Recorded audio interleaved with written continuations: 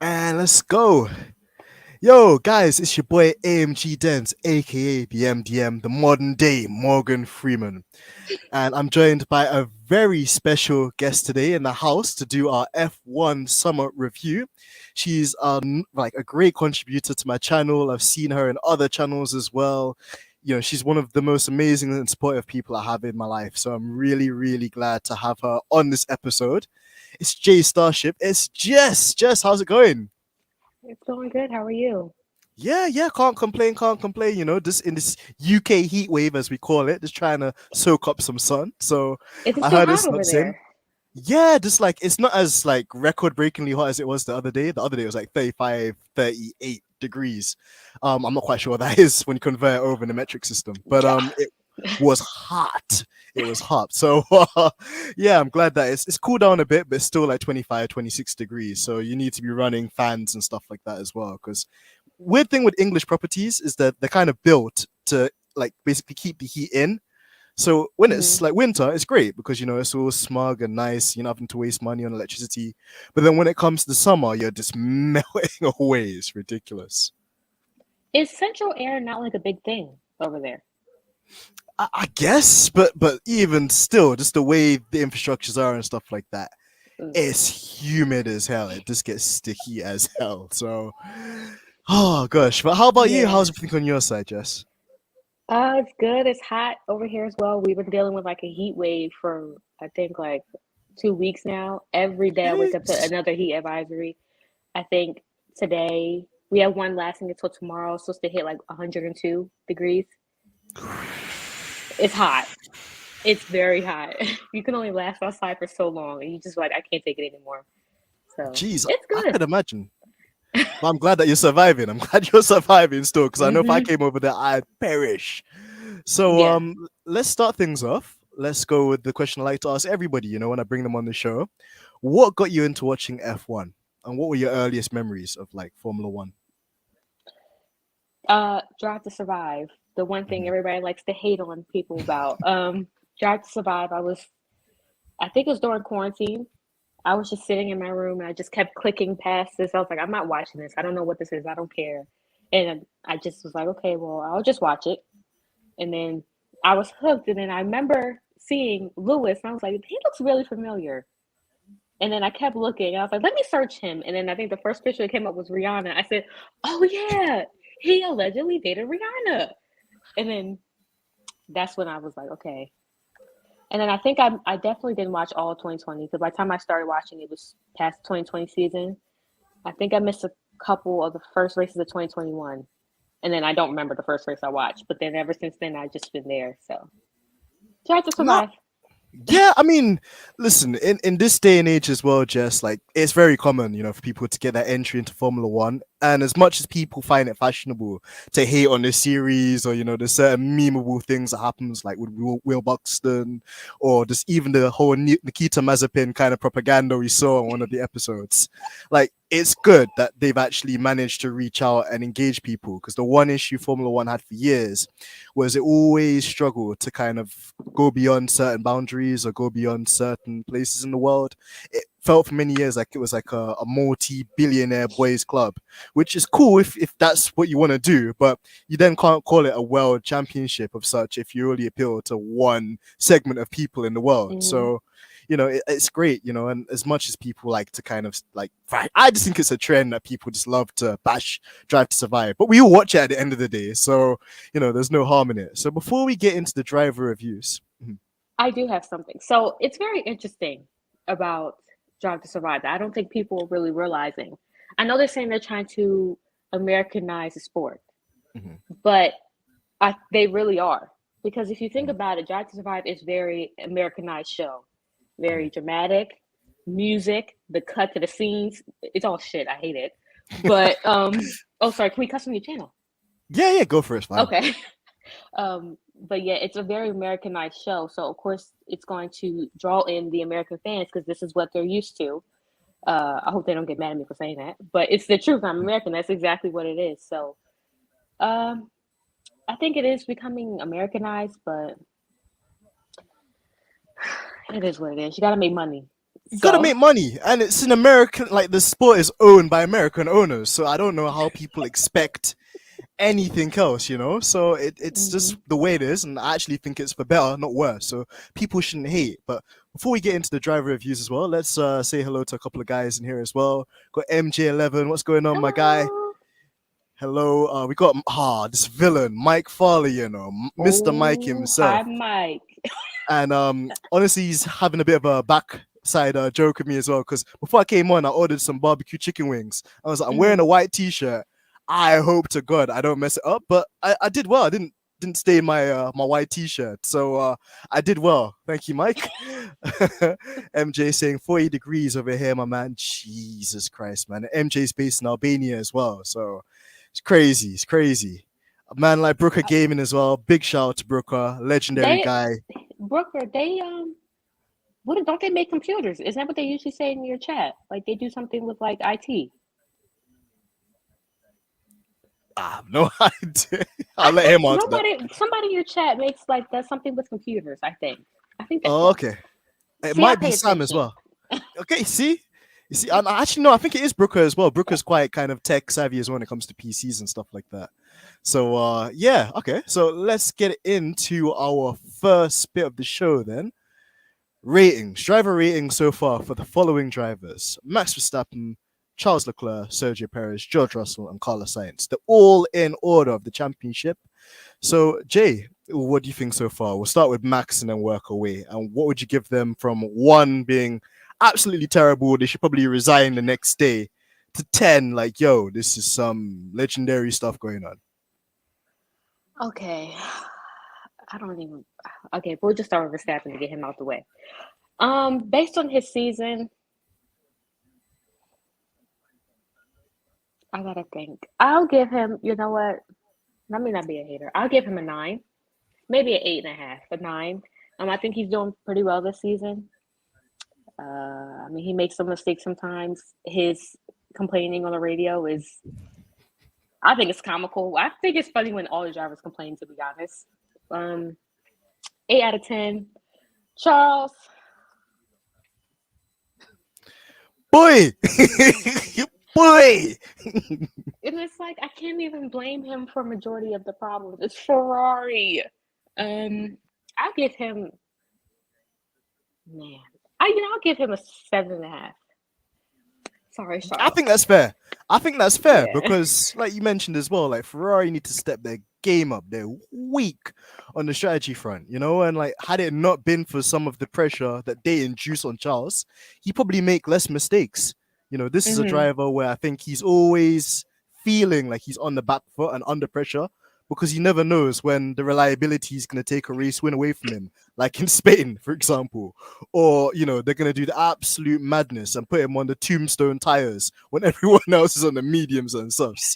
So yeah, that one there's a sticky one still. And actually, do you think it's something that they can resolve? For the second half of No, the championship. Mm. no, I do not. I think Ferrari, like I said, I started watching in 2021, but I also did a lot of research and I watched Mm. past seasons. I'm just like, this isn't new. Mm. This, I don't know what the problem is. I don't know if there's somebody at the top. There's some payoffs happening. I don't know what's going on with Ferrari, but I don't think they're going to get any better. And I remember when Charles came out, I think before the Hungary race, and he said, "Oh, we can still win. All we have to win is like the next 10 races." I'm like, who's going to tell them? Y'all not winning. You're not winning, Charles. Like, I don't know if you know what team you're racing for.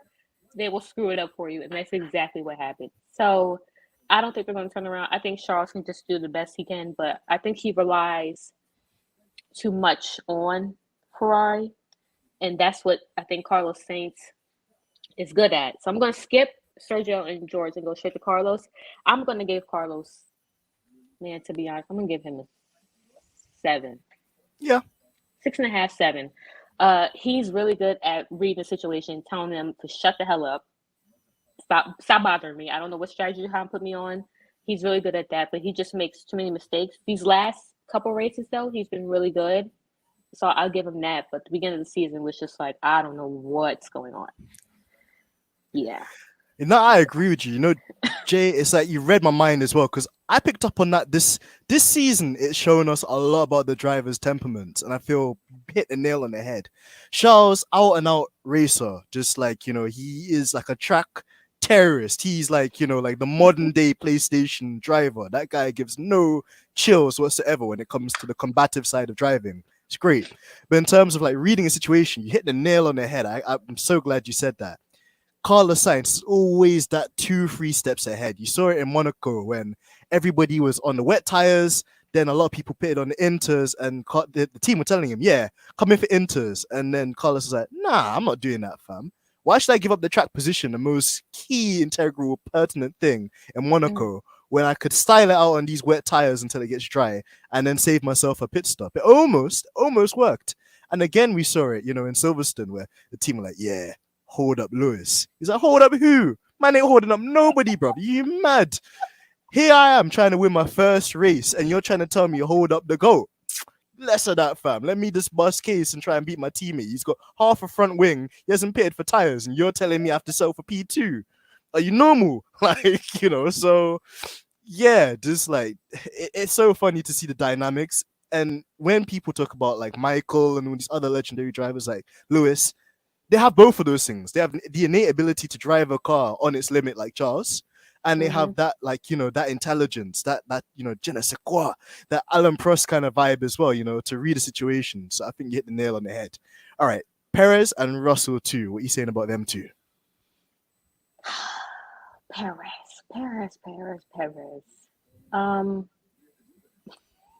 You know what race because I remember I turned it off within 5 seconds when it first started was Spain, because Lewis dropped to the back and I turned it right off. I was so pissed off. So then I watched it for the first time yesterday, and I remember hearing his radio saying, "Tell Max to get out the way so I can overtake George." And I'm like, okay, Perez, that's what we need. But then I'm also like, you're a joker, because the fact that you think they're going to do that is even hilarious. So I'm going to give Perez 6.5. Fair. He's just been having a weird first half of the season. He was doing good, and it just kind of went away from him. I don't want to speculate, so I'm just going to go with the facts. It seems like the car is just benefiting Verstappen more, because it seems like it's being upgraded more to his style instead of Perez. I'm not going to say anything about that floor because we don't know. We'll see in Spa. We don't know. But Perez, I think I said a 6.5. And then George has been doing phenomenal. I do have something to say on George, though. He's been doing good. So I'm going to give him, I'm going to give him a 9. I'm going to give George a 9. I don't think anybody's perfect 10 to me. I'm going to give George a 9. When George got that pole in Hungary, though, I was happy. I was like, oh. But then, I was like, I'm pissed, because that was supposed to be Lewis. I wanted Lewis to have it. Before anything, I'm a Lewis fan. Lewis fan, that makes me a Mercedes fan. Mercedes fan, that makes me a George fan. It goes in that order. So I'm like, I want to be happy for him. I'm just like, damn, I'm pissed. So, but I'm going to give George a 9. I think he's been doing pretty good. Yeah, I think the same too. The only thing with George where I was saying, should I take some brownie points away from you, is we know that, Mercedes have had to go kind of very broad with their setups on both cars. We've kind of gained an understanding from Toto that generally they give George the more conventional kind of setup. They give Lewis the more kind of radical kind of setup, just to kind of see what they can do with the W13 to eradicate some of its anomalies and things it's doing that they want to try and get out as well. So when he's getting these results, I'm like, cool, it's good that you're being consistent, you're putting the car where it needs to be. But at the same time, I don't know, man. I think I need to see more from George, and what will tell me if he's going to be the next world champion, the next Leclerc, the next Max Verstappen, and this new crop of drivers is when Mercedes do build that car and, it's at the top level. And then with Sergio as well, I definitely agree with you. I think he's had some outstanding races, Monaco, again, he did what he needed to do. Spain as well, he really showed that hunger and fight. Sometimes he's been the El Matador, but then in other cases, he's been the El Pinata because there's been other races. Manders fell off the cliff. Manders fell off the entire hill, and I know that there's been a lot of speculation about him running maybe a illegal Red Bull floor. He's come out and refuted those statements. So in essence, he's admitting to the fact that he sucks. So if that's the case, that's the case then. But yeah, it's kind of an interesting one for Perez. I think at the beginning of the year, like you mentioned, the car suited his driving style. But then as Red Bull are developing this car, they're trying to find the peak performance. It could be a thing where I think indirectly it suits Max. But then as an F1 driver, you need to be able to adapt. That's what makes a great world champion too, being able to drive different cars in different generations and maximize the package. So for Perez, it's going to be an interesting one. He secured that 2-year deal now. He sold his soul, to the Red Bull demons. So we'll have to see what happens. We'll have to see. We'll have to see. Another thing on George. This has been playing in my mind ever since he said it. The YouTuber Cameron. Mm-hmm. I think it's Cameron F1. He said something about George being the enemy within. And ever since he said that, I've been pissed because now I start noticing little things about George. I'm like, okay, George. I'm not really liking that, but I'm gonna give it to you now. I didn't follow him in his junior careers, so I don't really know how he was back then. But it's like I'm noticing a little things like, all right, George, now you need to relax. And like you said about the setups with the car, I definitely think, when Lewis stopped experimenting with the setup, I think that's where you saw the disparity between the two still. His tire management is not that good. He's too busy trying to catch up to Charles in the last race. He killed his tires. He was too busy trying to overtake Sainz, right? And then, and then he had nothing left from when Lewis came through. I mean, it's Lewis, of course. Sir Lewis, of course. But it's just like he still needs to do tire management better. His race pace, we'll see in the second half. Yeah, I think it's like you said as well. It's a TBC. It's to be continued with Russell because I don't think he's done a bad job. No, I don't think anybody could fairly say he's done a bad job. But like you mentioned, I hate this expression as well. Everyone uses it, but it's like he's got that dog in him. Like that, like he's just got that kind of that's like that mean streak in him as well. Like the time he licked off Valtteri Bottas off the circuit at Imola in 2021, he slapped up Bottas' helmet. Valtteri doesn't have. It's that kind of Russell goes for it. Yeah, that's what we 100. Need. 100. Russell, he's like, I'm not letting you by. I don't care who you are.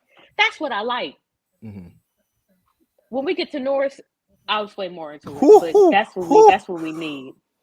He's gonna get cooked, But to break the show up, what I've decided to do as well, guys, is we're gonna get to know more about Jess as well. She's super shy, so I need you guys in the comments to big her up, because we need to get her on more of these platforms as well. But to break the show up, I'm gonna ask some questions after each group of our drivers. So the first question I'm gonna throw in is my fabled formula: the taxi, chill, and avoid. So you guys tuning in as well, you guys can write in the comments your response to this question. But essentially, essentially you can pick a driver for each one of these things. So if you had to take a taxi ride with an F1 driver, who would you pick? If you could go on like a chilled kind of like afternoon, like lunch or dinner with one of the drivers, who would you pick? And which driver would you avoid? And once you pick that driver, that's it. You can't use them again for any of the other 3 questions I got lined up. So you have to pick strategically, not like Ferrari. So, Jess, we've got a black screen. Oh, you're back. Sorry, I got a phone call. That's okay. That's okay. Yeah. So, pick who you picking for your taxi ride, your chill, and your avoid. Taxi is just like, I'm gonna make my own rules. So taxi is gonna go from one block to another. I'm gonna say Verstappen.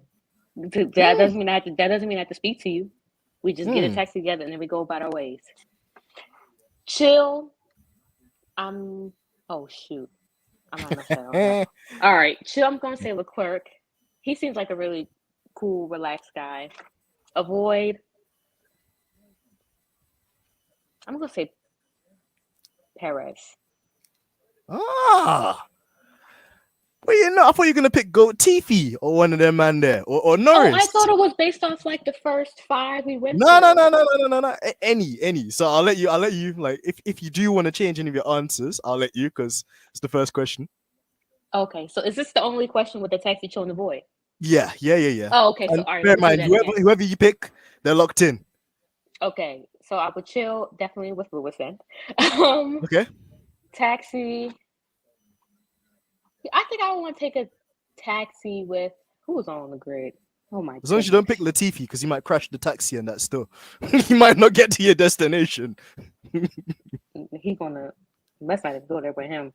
Um, taxi. I'm going to say Ricardo, Okay.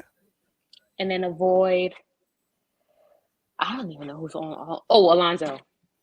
Ah, yeah. Get Uncle out of Uncle here. Alonso, the Get out of villain, here. the villain. Yeah, I agree with you on that one. And even Daniel, we're gonna touch on him a bit later as well. But boy, it might seem like he's gonna be driving Uber full time with the way Zach Brown's moving. I mean, Zach Knight, because Zach Brown's moving like Suge Knight on Death Row Records. The way that he's got all these different drivers and all these contractual situations, it's mad. So let's go to the Ah, comments as well. jeez. Sorry, go ahead. It's a mess. It No, is, go it ahead. is. I'm just a mess. We have to talk about the mess though, because that's wild. Just what's happening just with McLaren. Got Louise in the building as well. Hi, Louise. Nice to see you inside here as well. JR said Russell is the next 007. He literally is. He's got that Bond energy. I agree with you.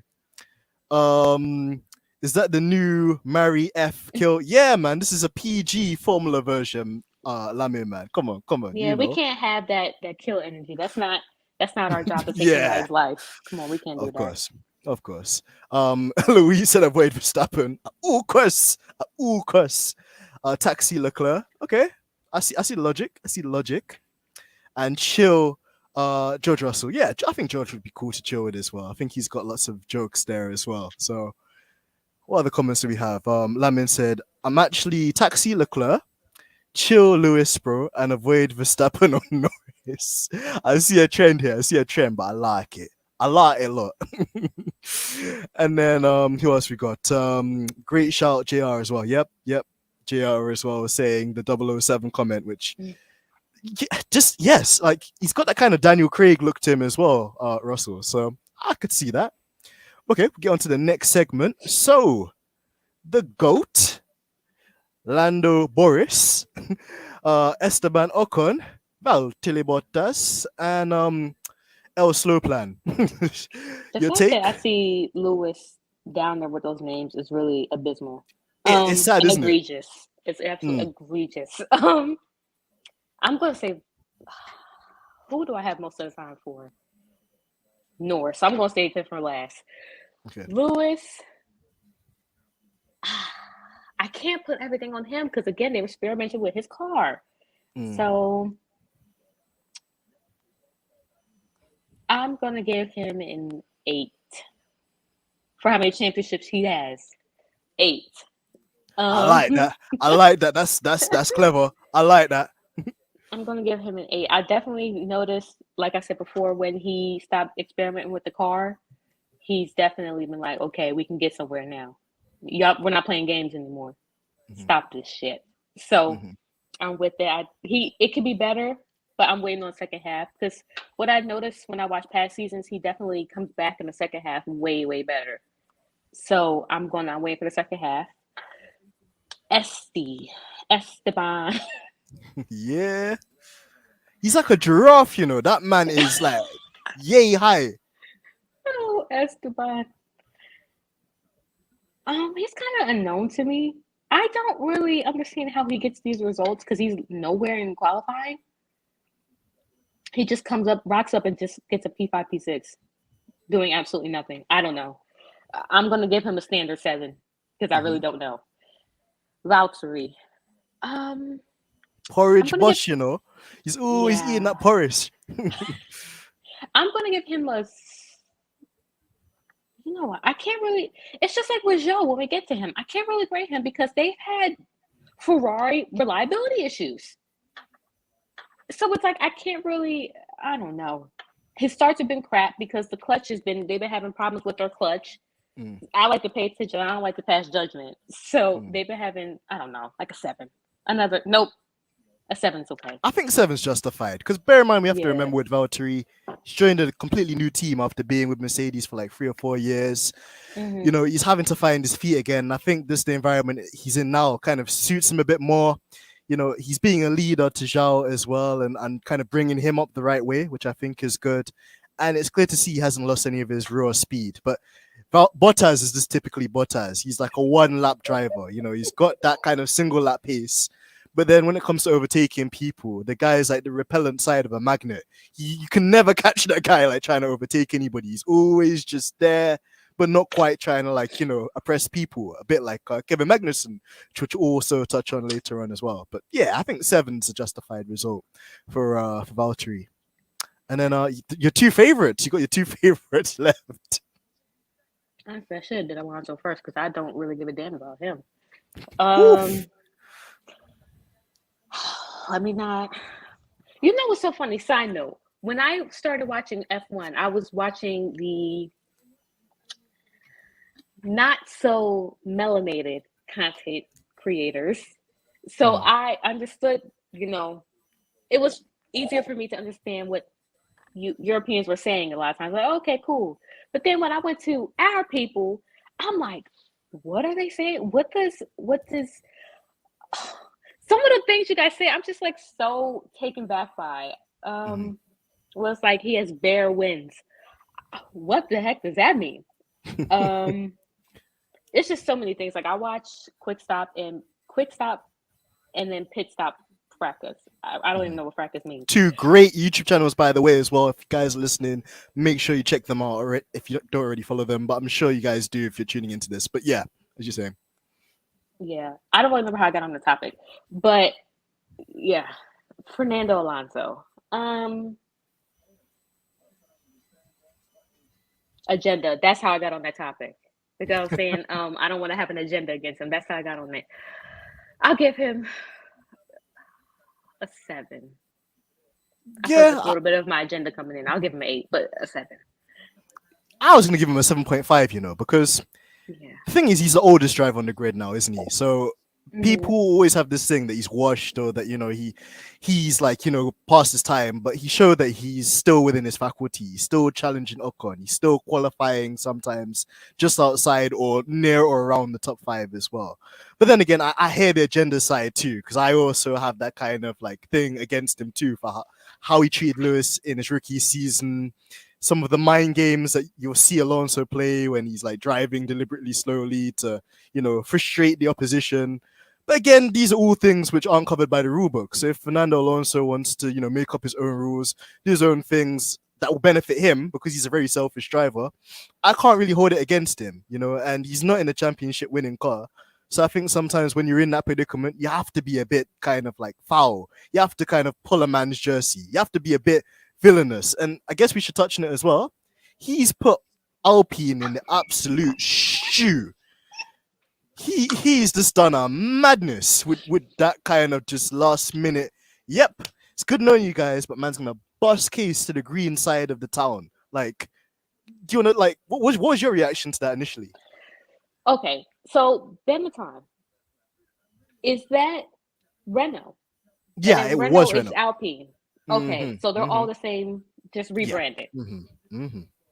So he left Benetton before to Mm-hmm. go to McLaren. Mm-hmm. Then came back to Renault, and then dipped to go to Ferrari, then got failed by Ferrari, so then went to McLaren, then absolutely stunk up the place at McLaren and criticized Honda to every single living, you know, inch of their lives. Then took some time out on the side doing, some World Endurance Championships. Took some time to do some Indy 500 where he failed. Did some time to do some Dakar Rally where he failed. After the humbling experience, he's like, you know what? Yeah, I'm feeling this F1 team. And he completely just took Oscar Piastri's original, which we should probably touch on the back end of the show, took Oscar Piastri's opportunity And yeah, now he's just like, thanks guys, it's been nice. But you see that green team over there, that looks nicer. I'm gone.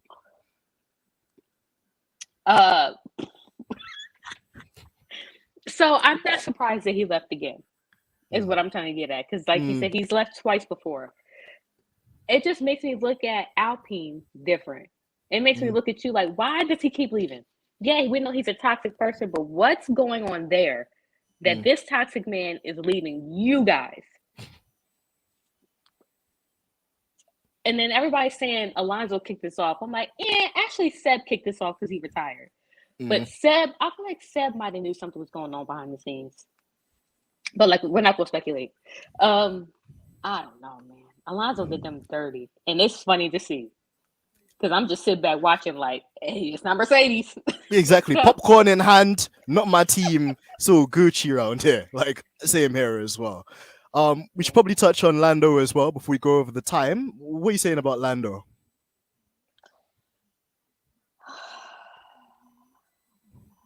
Okay, let me be fair here. He gets 7. All right, 7.5. Ooh, 7.5. Let me give him that. I am not a fan. I think Lando is wasting. I'm starting to get on the vibe of Lando is wasting his heat because he doesn't do what I feel like a real racer should do, and that's race everybody. It doesn't matter the speed of your car, the tires you got. It doesn't matter. This is just me personally, because every single race I watch now, especially recently, he has let certain people by. He has let the Red Bulls by, but he'll hold up the Mercedes. And then he'll say, well, I don't have the speed. I can't do blah, blah, blah. That you hold up Mercedes. It is just especially Hungary was definitely, France and Hungary are very telling to me. I'm just like, you're wasting the seat. Get out. And I hear that. And also, fan of him.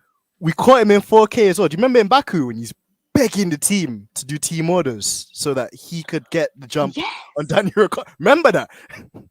Oh, I forgot about that.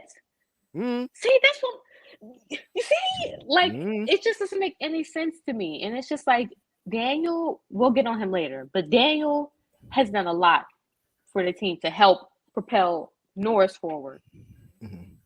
He has helped. He has team orders, stay behind. He has not done certain things. He has run multiple tire strategies because his race is absolutely nowhere to help Lando. And then the minute Daniel is in front of him, he starts on the radio. He feels threatened. He feels threatened. It's true, and it's not even that with like Lando as well. I think he's a competent driver, and I think he's not that far away. If you were to put him and Max and Charles all in the same car, I don't think he'd be like yards or miles out.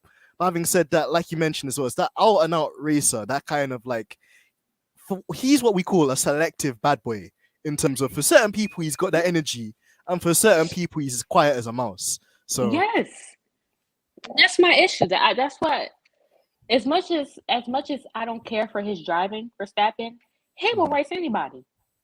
Just like Mick, he don't give a damn if he's down in last, ninth, he'll race you. So does Joe. I just don't get that from. He's just a waste of a seat. Well, actually, it's a good segment as well. Good segue as well there, Jess. The roast segment. So, we've been talking about stuff we don't like, things that have annoyed us, things that are like actually egregious. Like, what's been something that you want to bring to this roast segment on this live stream? What's really like got you hot, like in the seat? See, we already got on Ferrari. I really want to go on Ferrari, but I feel like that's just beating a dead horse, literally. Stop! I really didn't mean for it to be like that, but yeah, literally. Jess, you're too cold. I didn't know. Oh, that was smooth. That was smooth. Thank you. Man, there's a couple. I'm gonna stick with Mercedes pit stops. What is going on? What is going on. Now, everybody was getting on them in Austria. I said, okay, hold on, relax. The cars were crashed. Both of them were crashed. They had to work long hours to fix the cars. And then everybody would say, okay, but what about past races? I wasn't talking about that. I'm talking about this time. But I don't know what is going on. I don't know. Lewis has lost out on too many positions due to having 3.8, 4.6. It's Ferrari level fuck ups. It's literally Ferrari level strategies. It's Mercedes pit stops. They go hand to hand. It doesn't make any sense to me. And I'm just getting so frustrated because it always seems like it's Lewis. It's never George. That's one thing I'm going to keep an eye on. It just seems, I don't know what. And this is the thing as well. Like, you would think that they would be pushing that even more now, because now it's not a case where you've got like, okay, a car that's a step amongst the rest, and you've got Lewis, which can bail you out of situations. Now you're in a situation where the car is not where it should be, and you're still relying on individual brilliance, whether that's from Lewis or George. And yet, as you mentioned as well, the pit stops are still subpar.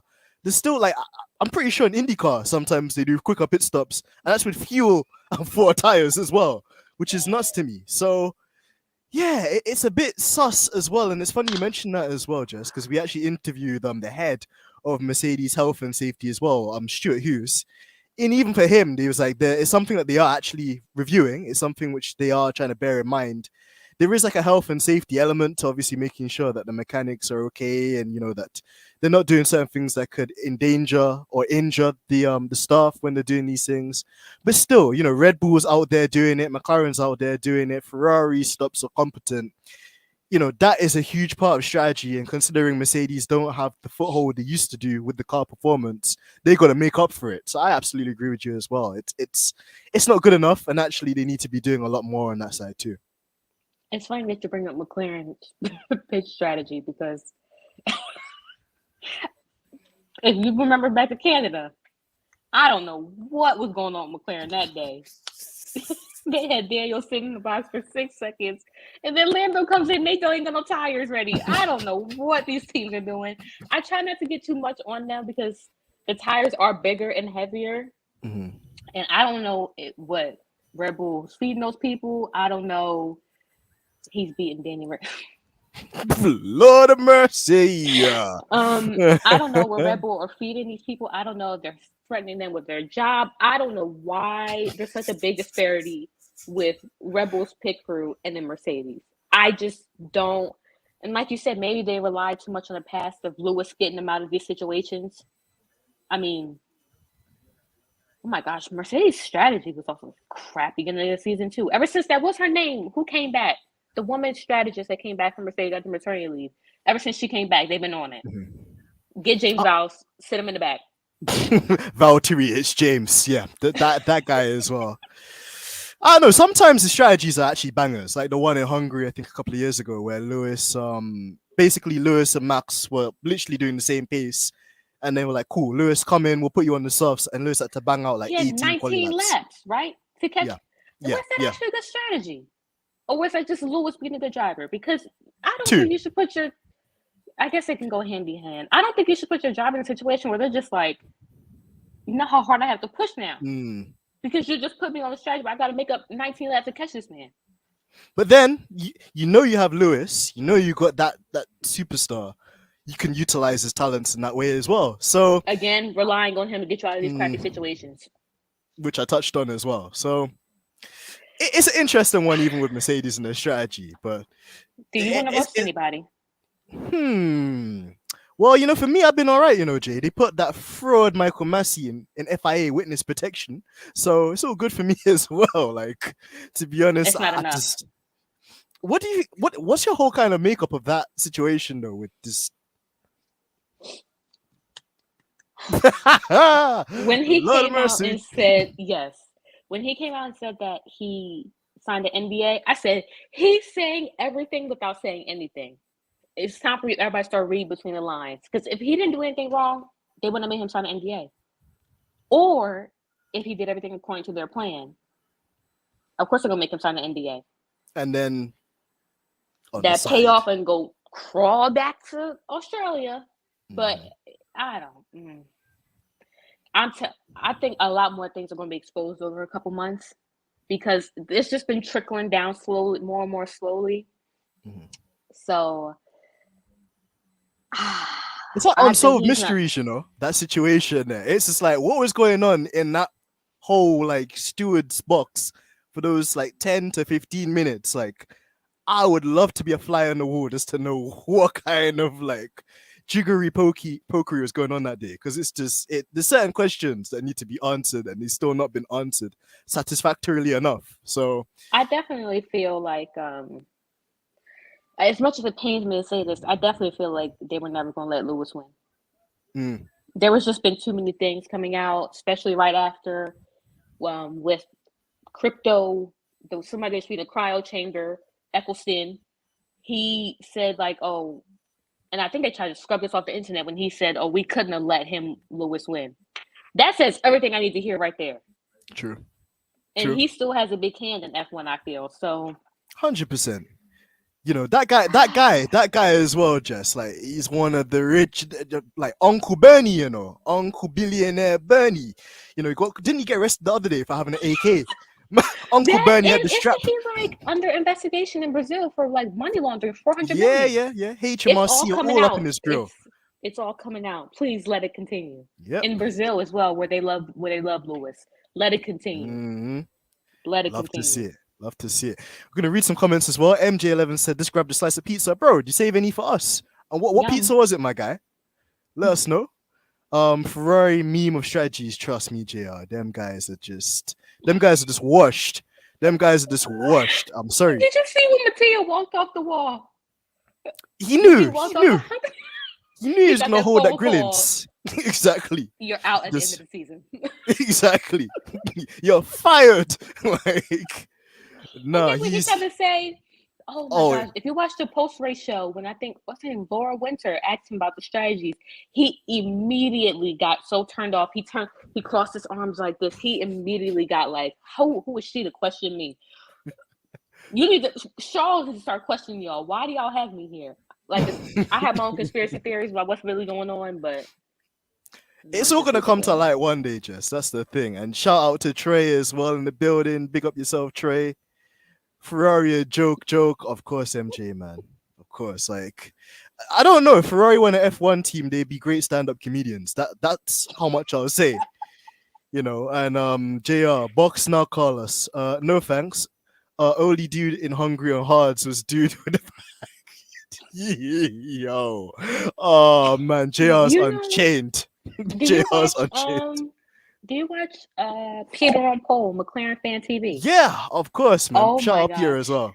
I was watching one of their. I watch the playbacks because I can't watch Mhm. it live. I'm usually at work on Tuesdays, but um, whenever he says what can go wrong will go wrong at Ferrari, every time something goes wrong, I immediately think that it's like. And I It's remember inevitable. I think was it Hungary? 5 minutes after the race, I was literally just laughing. I said, I cannot believe Ferrari just did that. And everybody was saying, oh, well, they had these two compounds. Yeah, exactly. Medium, soft, like a lot of people did. What are you doing? And you know what the worst holler is as well, Jess? I like came to my knowledge because we actually had Bryson Sullivan, Natural Paradigm, on the channel yesterday as well.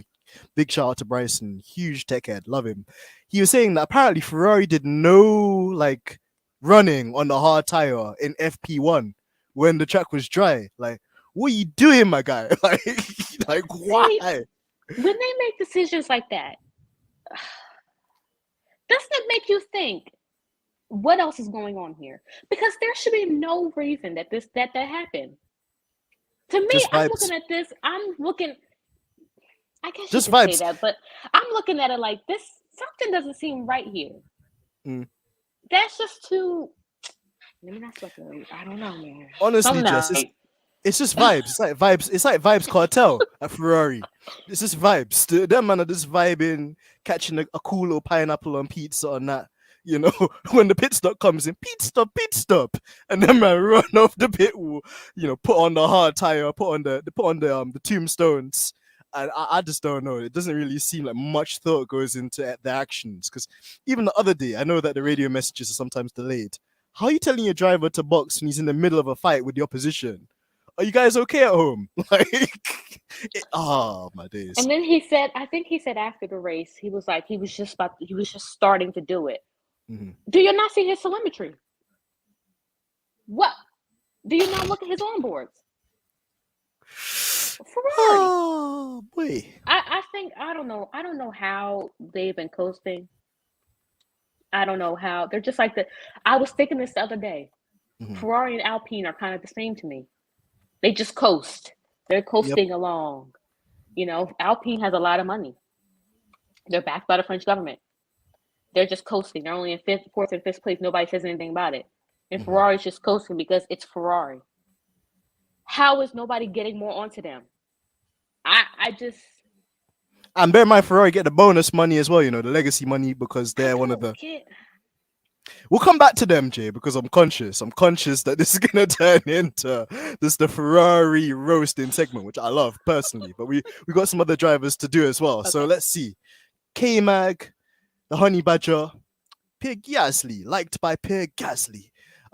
Uncle Seb, retiring, and nephew Mick, ironically just behind his uncle. I'll let you get into this one. K-Mag, 5. I don't know what he's doing at the starts.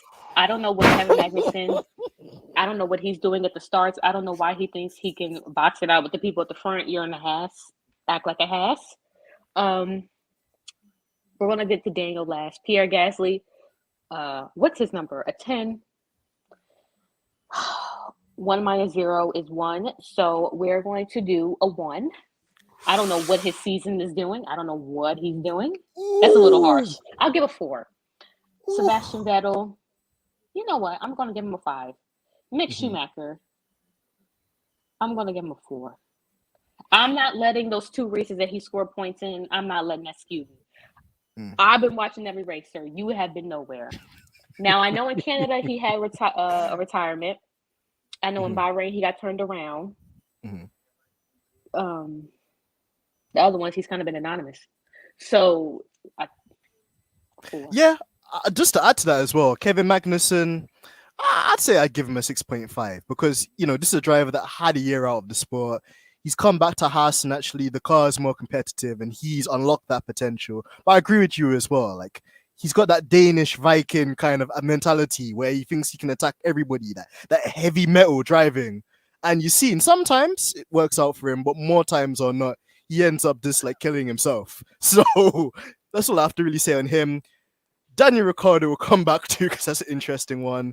Pierre Gasly, meh. I think, you know, he's stable in Formula One because he's got that extension with AlphaTauri and Red Bull.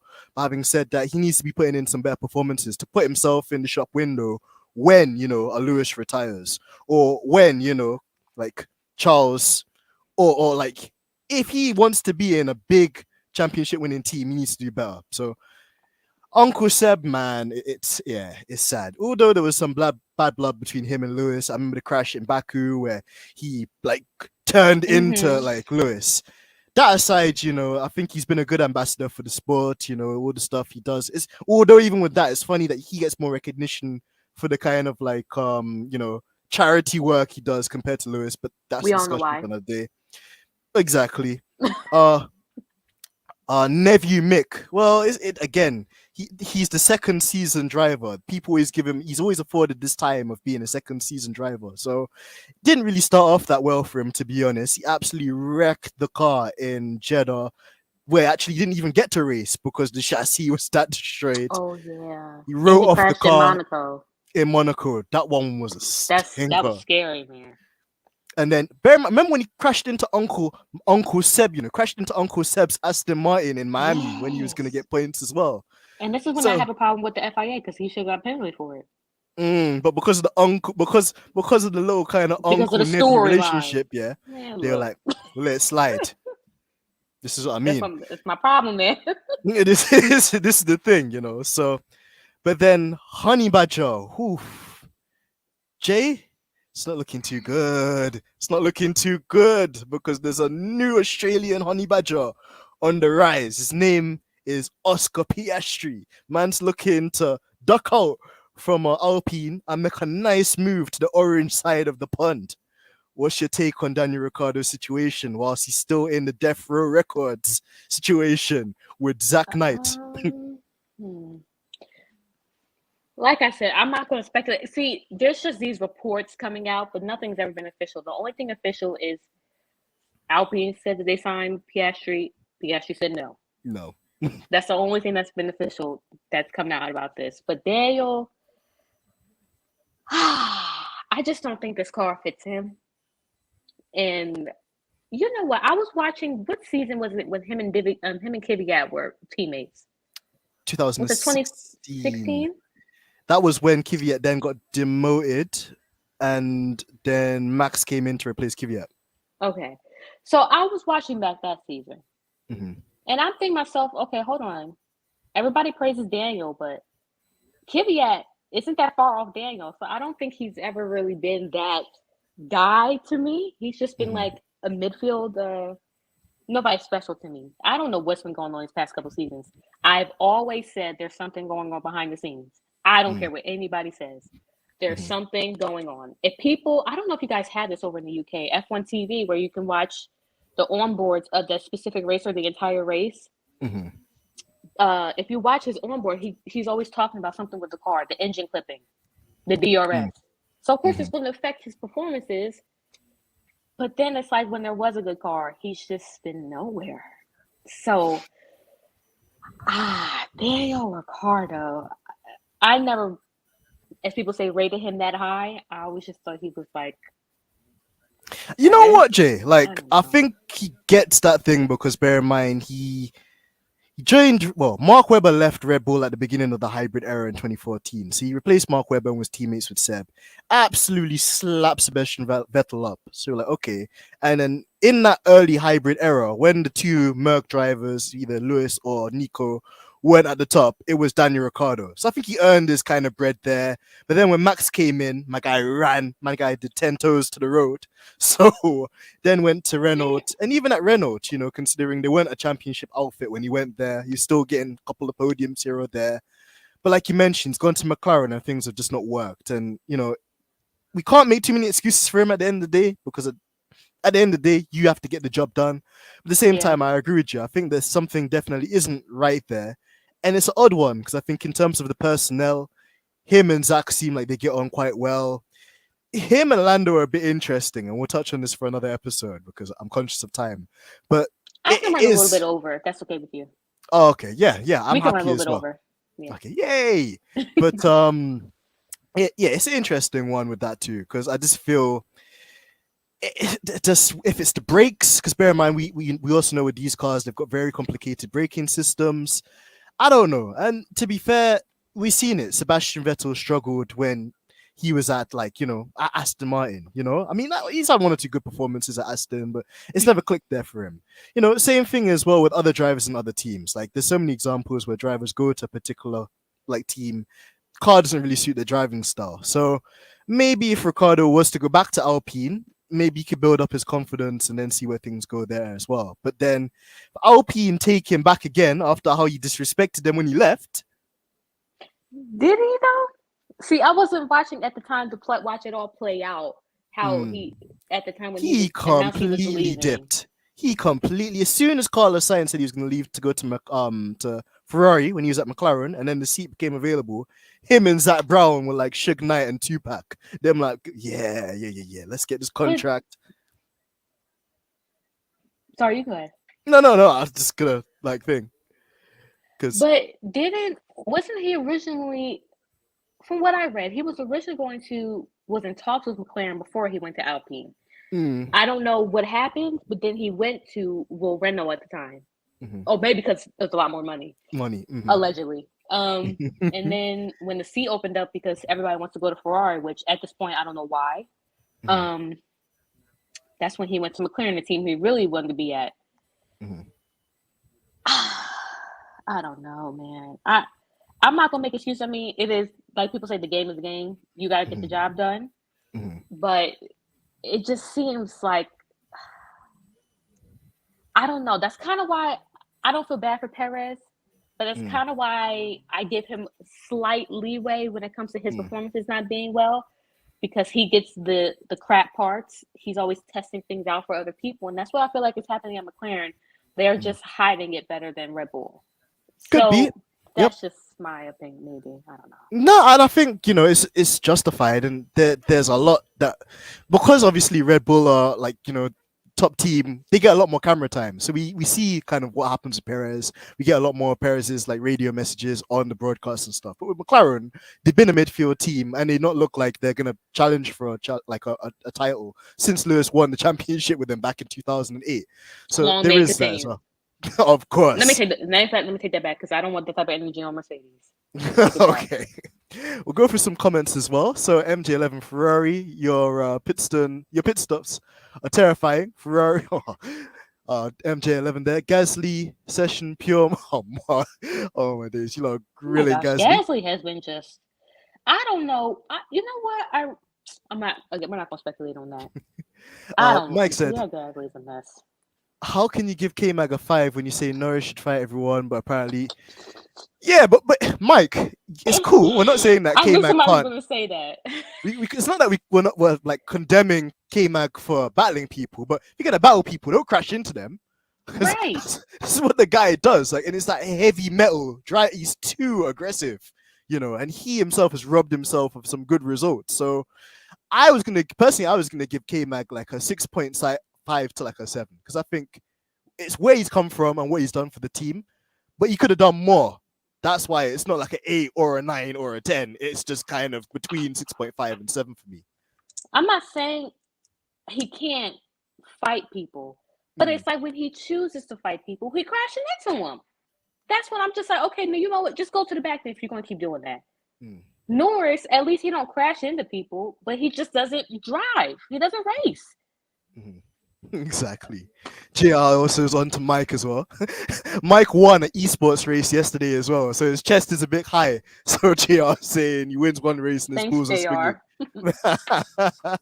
And Mike's saying, no, I'm just asking. And it's fair. He asked the question, but with K-Mag, yeah, he's been good. I'm not saying that he hasn't been good. I'm just saying I don't really appreciate him crashing into Lewis. That's all. So and then he crashed in the opening lap of Hungary as well. They didn't replay it, but I know he got a black, orange, and black flag again. So I don't know what's going on in the first laps with him. I don't get it. It's that one lap syndrome. Seb should concentrate on saving the bees and being a good stepdad. No, don't do that. I don't like that they do that to Seb. Oh man, I don't like that. Oh, I love JR, man. JR's in his villain era right now, and I love to see it. Mike's got a point. Yeah, I think each their own on that, man. But I more agree with Jess. Like, I think K-Mag's been great, but he could be greater. He could be better. Like, he's thrown away some results, and Canada isn't talked about enough either. We tried to go around outside of Lewis, and he wasn't even like a substantial way alongside Lewis, and completely clipped the front wing end plate as well. And then he got that black and orange flag, and then he lost out completely. So. You see how I didn't say that about Mick Schumacher? Because Mick Schumacher didn't crash with Lewis. He was fighting Lewis a lot in Austria. Not one issue. True. And it was so clean. He can fight up there. I don't know what Magnussen is doing. True. If you can't race without crashing. True. Back to the line. Oh my days, JR. Mike and K-Mag sitting in a G. KISSING. Finish that one off for you. And my boy Brooker got my back. Jeez, getting territorial in the chat. I love Mike, it. Though. I love I'm this usually energy. nice to you when you're in your little racing. I told you already, Jess. He's a villain. I told you this guy he's like the 20-year-old version of Helmut Marko. This guy, he's something. Oh, that's else, not good. Hey, Mike, that's kind of scary, Mike. K-Mag outperforming the house. Yeah, that's true. I think when K-Mag isn't crashing into people in the first lap, he's done well. I can't take that away from K-Mag at all. He's done. How many bits points has he? How many races has he scored in this season? Ooh, good question. Somebody let us know in the chat, because there's a couple of things we have to cover, but somebody in the chat will let us know. Yeah, exactly. K-Mag has been out of the sport for a while and just come back and performs. We can agree to disagree. We're not gonna go back and forth. That's my opinion on him. Jeez. Question is, where is Danny Rick gonna be next season? Dancing with the Stars or IndyCar? You see, I actually think the IndyCar move, Jay, will be the perfect thing for him because he's got a big, larger than life personality. If he goes over to IndyCar, you've seen the reception Roman Grosjean gets, even though he's a crispy nugget. So if he's a crispy nugget, he's a crispy nugget. I don't like Grosjean. Let's move past him. But anyway, yeah, I think IndyCar would be a good shout for him. McLaren have a program there as well. If Zach Brown and Daniel Ricciardo want to have this good kind of friendship, I think that's the best solution for them. Because right now, it just looks like they want to shaft him. That's my opinion. So it does. It looks really bad on the outside, man. I don't know what's really going on behind the scenes, but the way it looks like it's playing out publicly, it looks terrible. Definitely.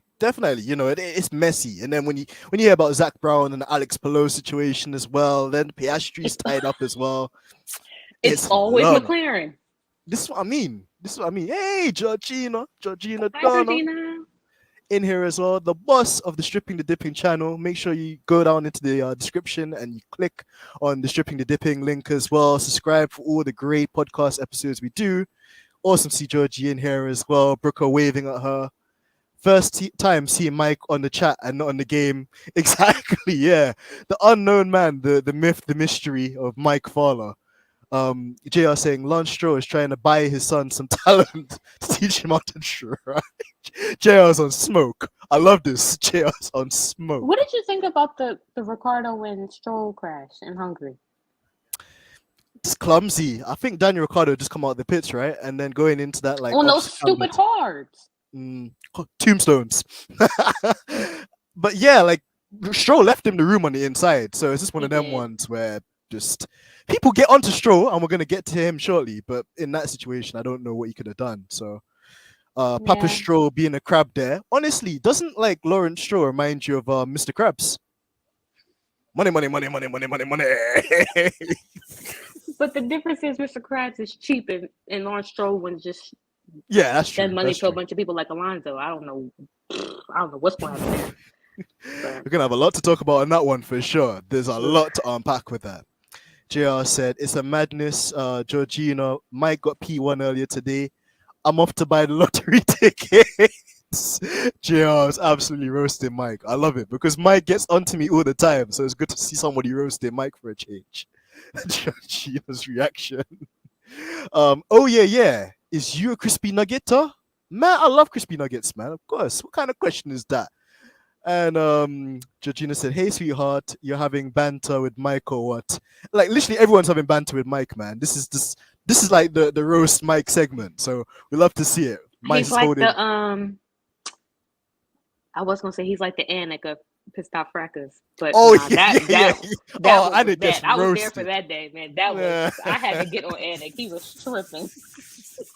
Shout out to Pit Stop Frackers as well. Amazing content. And Anik's just that guy. He just gets roasted by everybody. It's too funny. I think he likes it at this point. Yeah, I think you have to embrace it as well when you're at that like level, and he trolls people as well. To be fair, so you have to take the energy as well. It's reciprocated. So what we'll do, Jess, we'll go to the two other questions that I used to break up the show. Let's get through the drivers like ratings like first then. I said Uncle Yuki. Yuki Tsunoda. I'm not gonna spend more time on him. I'm gonna say it's 3. It's just been nowhere. He was okay at the beginning of the season, and then it's just been nothing again. But he's been having reliability issues. He's also crashed out. He got crashed into. I'm gonna give him a 3. It's tough. And you know what I didn't like as well, Jay? The thing that Helmut Marko did the other day when they announced like to the entire world that they got a psychologist working with him, and he's too angry. When Max explodes, it's cool, but when Yuki explodes, then it's something else. So yeah, I feel sorry for him, and it's a thing where if he doesn't buck up his ideas, he's gonna be in trouble because Max is already signed up, Perez is already signed up, Gasly's already signed up. It's only him where. Gasly's gonna be 35 years old and a young driver program at Red Bull. Like Alonso. Gasly needs to get up out of there. He needs to, but he needs to start performing as well because there's no way a team like Mercedes, Ferrari, or Red Bull are going to take him back. If he just has these kind of ups and downs, ups and downs, ups and downs. So some of it is reliability. I'll never forget Bahrain when he had that catastrophic engine failure with the flames on Oh fire. yeah, But that was a beautiful day. Not oh, the the fire, demise. but The demise is beautiful. All three out of I got four on Red my Bull knees and I powertrains. said, "Justice." That was only phase Justice. one. That was only phase one. We're still waiting for the rest of it. It's coming. Oh, indeed it is. Indeed it is. Well, Zhou Guan Yu again, and what I'll say as well is just solid. He had the whole pay driver like label attached to him at the beginning of the season. Nearly got points in his first race. He did. Finally, then did get. Oh, did he? He got 1 point. I think he came in 10th. Oh, okay. Yeah, probably because of all the DNFs and stuff like that towards the end when Red Bull had their. So yeah, that's even more amazing. And then I was just thank God as well he survived that incident in Silverstone too. That was yeah.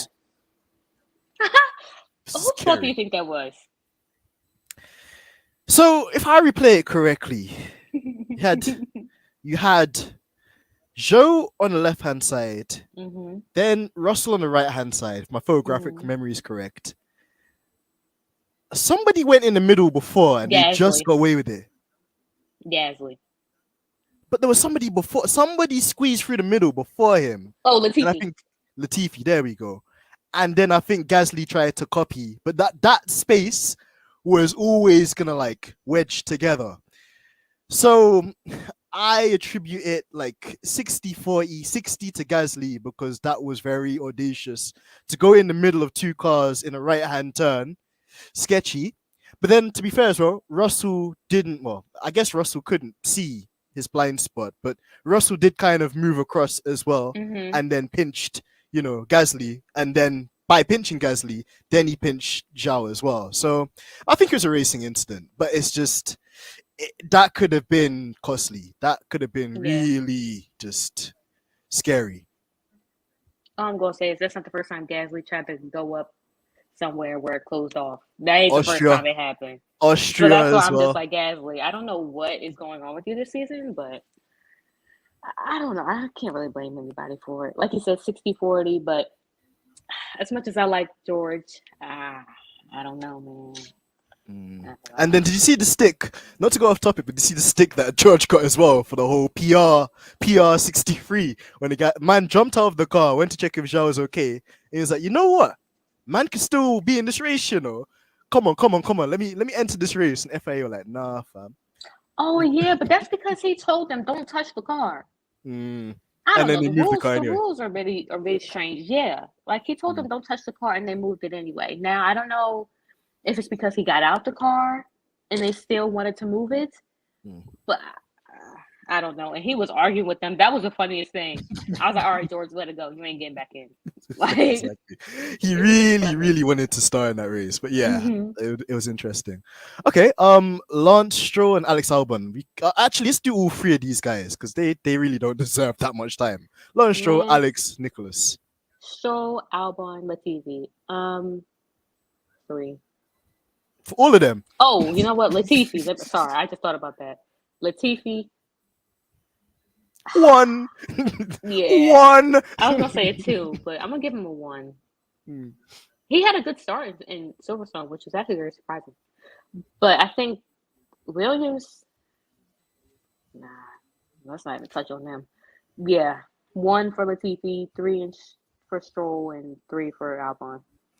You know what, Albon? I'll give the guy a 5. Getting points in the William on 2 occasions. I think that is true. And then the only thing with Albon that I was kind of like, yo, you're moving mad was Monaco when he deliberately was holding up the Ferraris. He caused Sainz that race victory at Monaco. And now one penalty. This is when I start to look at, again, I'm looking at the FIA funny. Something isn't right there. Now 1 penalty for ignoring all those blue flags. Man, look. Something ain't right. This is what I mean as well. It looks. That's the thing as well, Jay. It looks so funny in the light to me, that whole situation. But if we're just keeping it on the drivers, I can't knock Albon, and I just, even though I'm kind of bored of his red hair gimmick, I think he just needs to just let that just be now, because it's not helping him get any more points. He's done what he needs to do in the Williams, and again, he's another driver. Took a year out, he's come back, he's found some form, and he's doing a job. So I can't give him too much hate. And actually, let's look at some of these comments as well. So, I know Mike gonna have something to say. okay, read that one before. Man, I'm just getting bullied in. We No, love you, people Mikey. just have my back, Mike. Lamin said Mikey, and then he said Marco. Oh gosh, Trey said the Bahambug. It's true. What does that mean? But like the Bahambug, I think it's just an expression, I think, but it's just like the event, the Bahambug in the room of such. I think that's what it Is means that anyway. like a European thing? I've never heard that. Well, Trey's I heard actually that, like, American. once. So, Oh, I've never heard that. I hope you bail me out on that one. But yeah, Georgina said the man of the hour is here. Warm welcome, Mike. I've been listening and heard you did a helmet again. Mike, all you need to do is show them your trophy and medal. Hey, Brooker and Mike have a strong allegiance, It's like AlphaTauri and Red Bull up in there. And when is the eating crispy nugget stream? Listen, if you can get this stream up to like 10 likes, maybe I have to do a food challenge, like a hot ones challenge. Maybe I have to do that with nuggets. So guys have to get this I stream want to up to actually maybe. try the hot ones thing. I want to try the bomb. That's what I really want to try. Ooh, That's going to be painful, but I like spicy food. You like spicy? Okay, I was going to ask you that as well. Interesting. I like spicy food. MJ said, I call the Albanian mafia and they have Mike's body. Eesh! Yikes. Eesh! Get that on the screen I just love how Georgina's reaction to everything is just to laugh as well. MJ was like, nah, for real this time.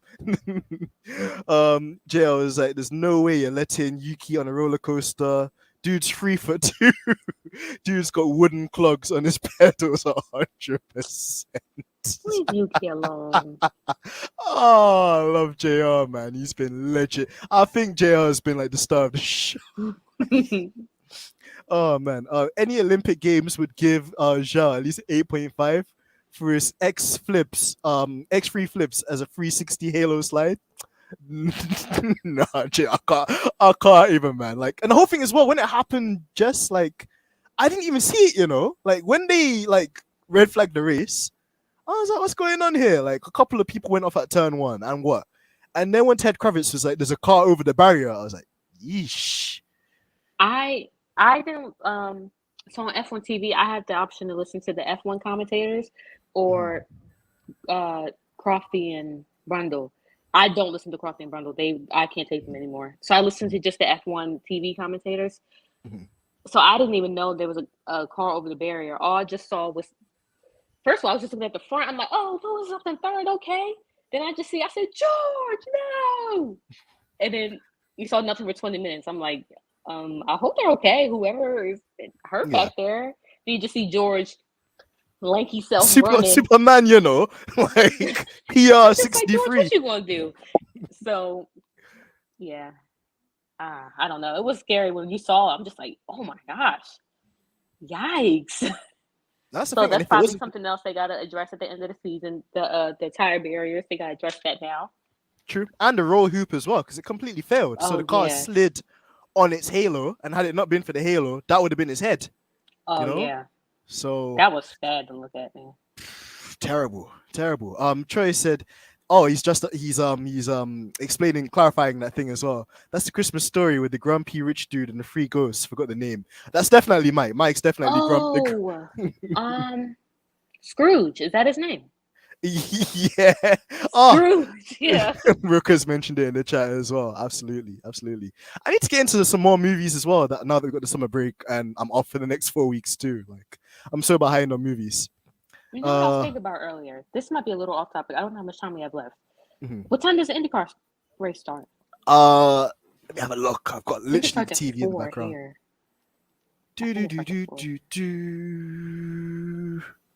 They're just doing some pre-race stuff, it seems. Oh, so it's like 15 minutes. Yeah. Oh well, I think we'll be able to wrap up the show in the next 10 minutes, so it's Okay. all good. I was thinking, do you watch the show The Boys? No, what's it about? Oh, I can't even tell you. I can't even say it on YouTube. It's a lot.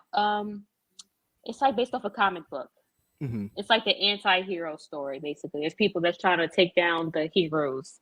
Mhm. Do you have Amazon Prime I do. or Prime TV, or Prime Video? So it's on there. I don't know if you guys can get it over there. I don't Mhm. know. The VPN thing is very strange. I don't really get it, but Mhm. try to look up The Boys. It's Okay. 3 seasons, and Okay. there was in one episode of season 3, one of the main characters, Homelander, he Mhm. did something that was not the best, Mhm. and he acts like the person who basically does like a survey on the acceptance and people who like him in America or whatever. And they said, well, your numbers are down in the urban community, Mhm. but they're up in the white community. Mhm. And I immediately thought, this is exactly how I feel Red Bull moves. Mhm. They they don't care about us. They just care about the others, and as long as their numbers are up with them, Mhm. they don't care. I don't know where I just got that from, but I was just thinking about that earlier. I said I feel like that's exactly how some companies move. Of course. When you watch the show, you'll understand more what I'm talking about. Mm. I'll connect the dots with it for sure, and it sounds like something I would love to watch as well. So I'll get into it, and then we'll have a review on that too. But two other questions then. So we've done all the drivers, and I think the ratings were I agree with all of them, if not most of them. So let's get into some more or two questions. The Hot Lap Invitational Invite. So FOM invite you to go to a track of your choice, Jay, and also a driver is going to give you a hot lap ride around any circuit of your choice. Which driver would you pick, and which track would you choose? I, you know what? I'm in between Leclerc and actually Yuki. Interesting. Um, and what's that circuit that's like really dangerous? They used to drive on back in the day, but they don't do it anymore. Uh, I don't remember Is, what it's is it called. German? I think so. Is it like North? I don't know if it's No, Slifer. Yep. that one. Mhm. That one looks very interesting. I will go on that one, and maybe with Yuki. I think that'd be a lot of fun. I'm just saying, you want to make it in one piece, right? Yeah, I trust Yuki. Okay. We might Okay. spin, but I trust Yuki. you get it. You get to the end. That's the most important thing. Yeah. Okay. I hear that. And guys in the chat as well. Hey, You're just like, oh, all right. hey, it's a vibe. And not even that as well. Yuki's is super funny as well. I could imagine it. Like he'll be Yeah. driving on the limit and he'll be telling you about like food, his favorite restaurants, his favorite bands. Like Yuki's is such an interactive person. So I fully understand that. Actually, I it is really a good like choice. Yuki. Same. I hope that he has a career in F1 and it's not going to be a thing as soon as Honda pull the plug on their thing with Red Bull then kick him to the curb. Because I think he has a lot of potential. He just needs to be a bit more nurtured and not I think exposed. I don't know. It's the way. Ah, It's the way. Like the way he puts things across, it can be quite abrasive or it can be quite strong. But that's him. I think that's his nature. And if you can channel that into positive energy without what's the word? What's the word I'm looking for? Without like what is it when you like talk down to people? You belittle them, like condescending. yeah, and patronizing him. A bit Oh like what Helmut yeah. Marko is doing. If you can do it in a constructive way, where you can like let his outbursts out in a positive way, I think he'll be a bad boy driver. But in that environment he's in, it's always going to be a pressure cooker. And I think anything good he does, he'll get okay praise. Anything bad he does, they'll come down on him like a ton of bricks. I just feel like I also feel like it's a big cultural and language barrier. Mm. So I mean, we don't know what's really going on or being said behind the scenes. Mhm. And plus I feel like they play his radios and I feel like they're just doing it just to get him more hate. That's like a whole nother topic for like another day. But I I'm just like, I mean, if he's frustrated, he's frustrated. Mhm. I don't know, man. I feel like he can do better, but I feel like maybe he thinks that he can't really progress to the bigger seat, so maybe he just feels like he's stuck, like Mm. Gasly. I don't know what's going on there. They're just there at this point. So True.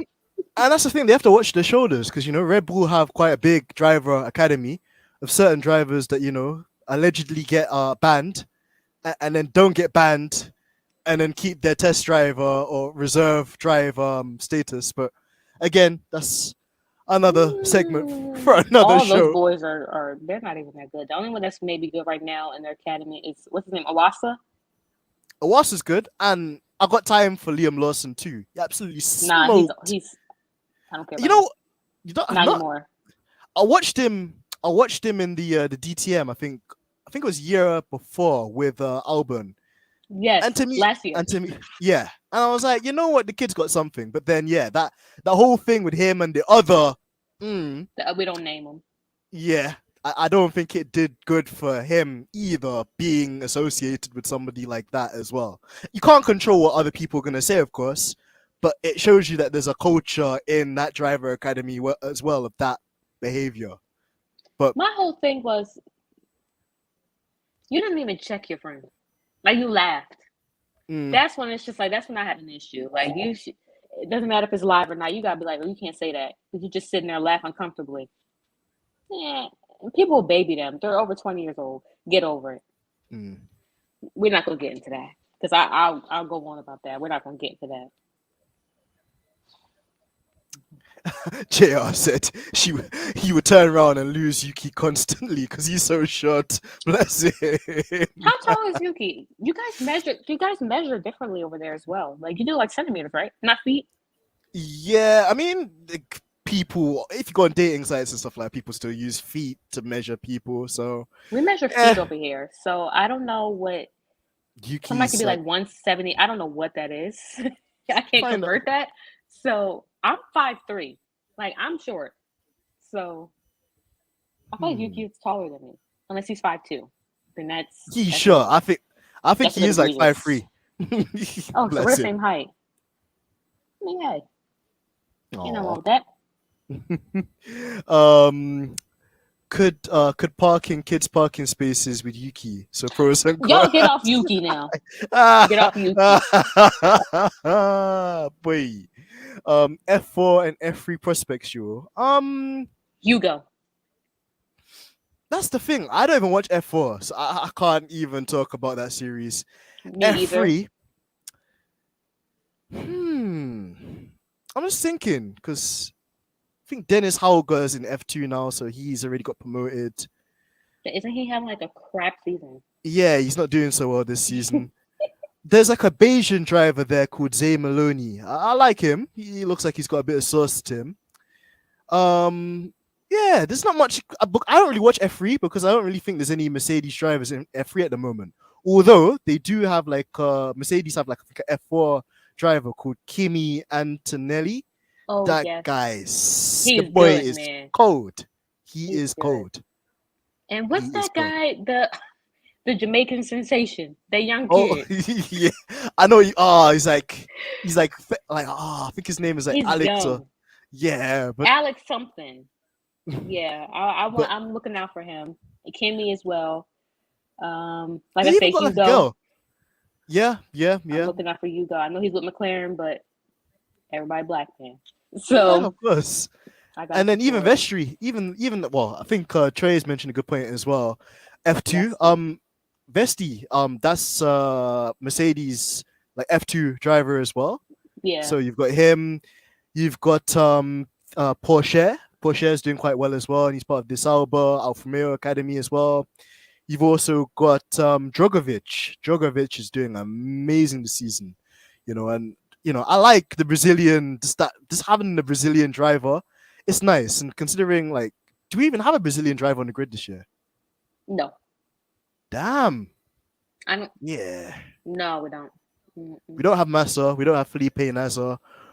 We haven't had a Brazilian in a while. No, we need more Brazilians on the grid too. Can't have like Ayrton Senna, one of the greatest F1 drivers of all time, and then have no other like current Brazilian. So it looks like Drogovic might win the championship this year, and if he does, I hope he gets a seat, although it looks quite tight in terms of seats for next year as well. Everyone seems to be quite tied up, so Oh, that was a it's crazy. joke.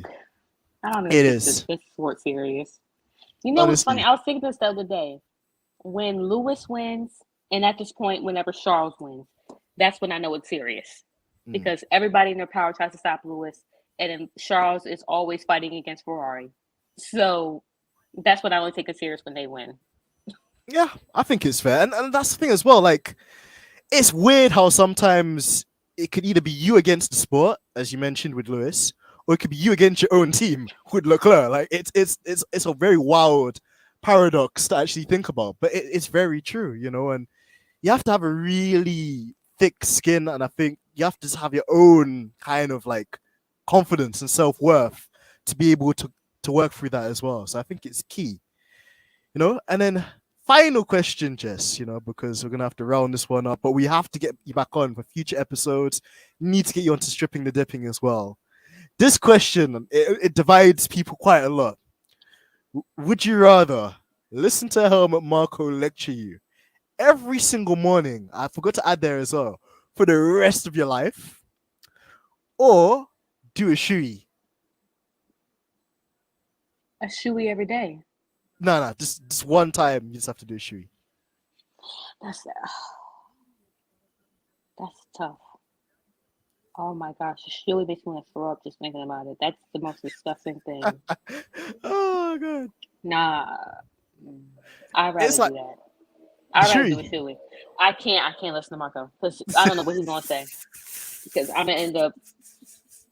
Let me not say nothing. The Lord knows my Oh. heart. I'm not gonna say nothing. But I. Oh my Yeah, gosh, a shoey is so nasty. And but it that's doesn't say that I don't have. It doesn't have to be fresh. It can be a fresh shoe. So yep, I'm bringing shoey. yeah, that's fair. It's fair.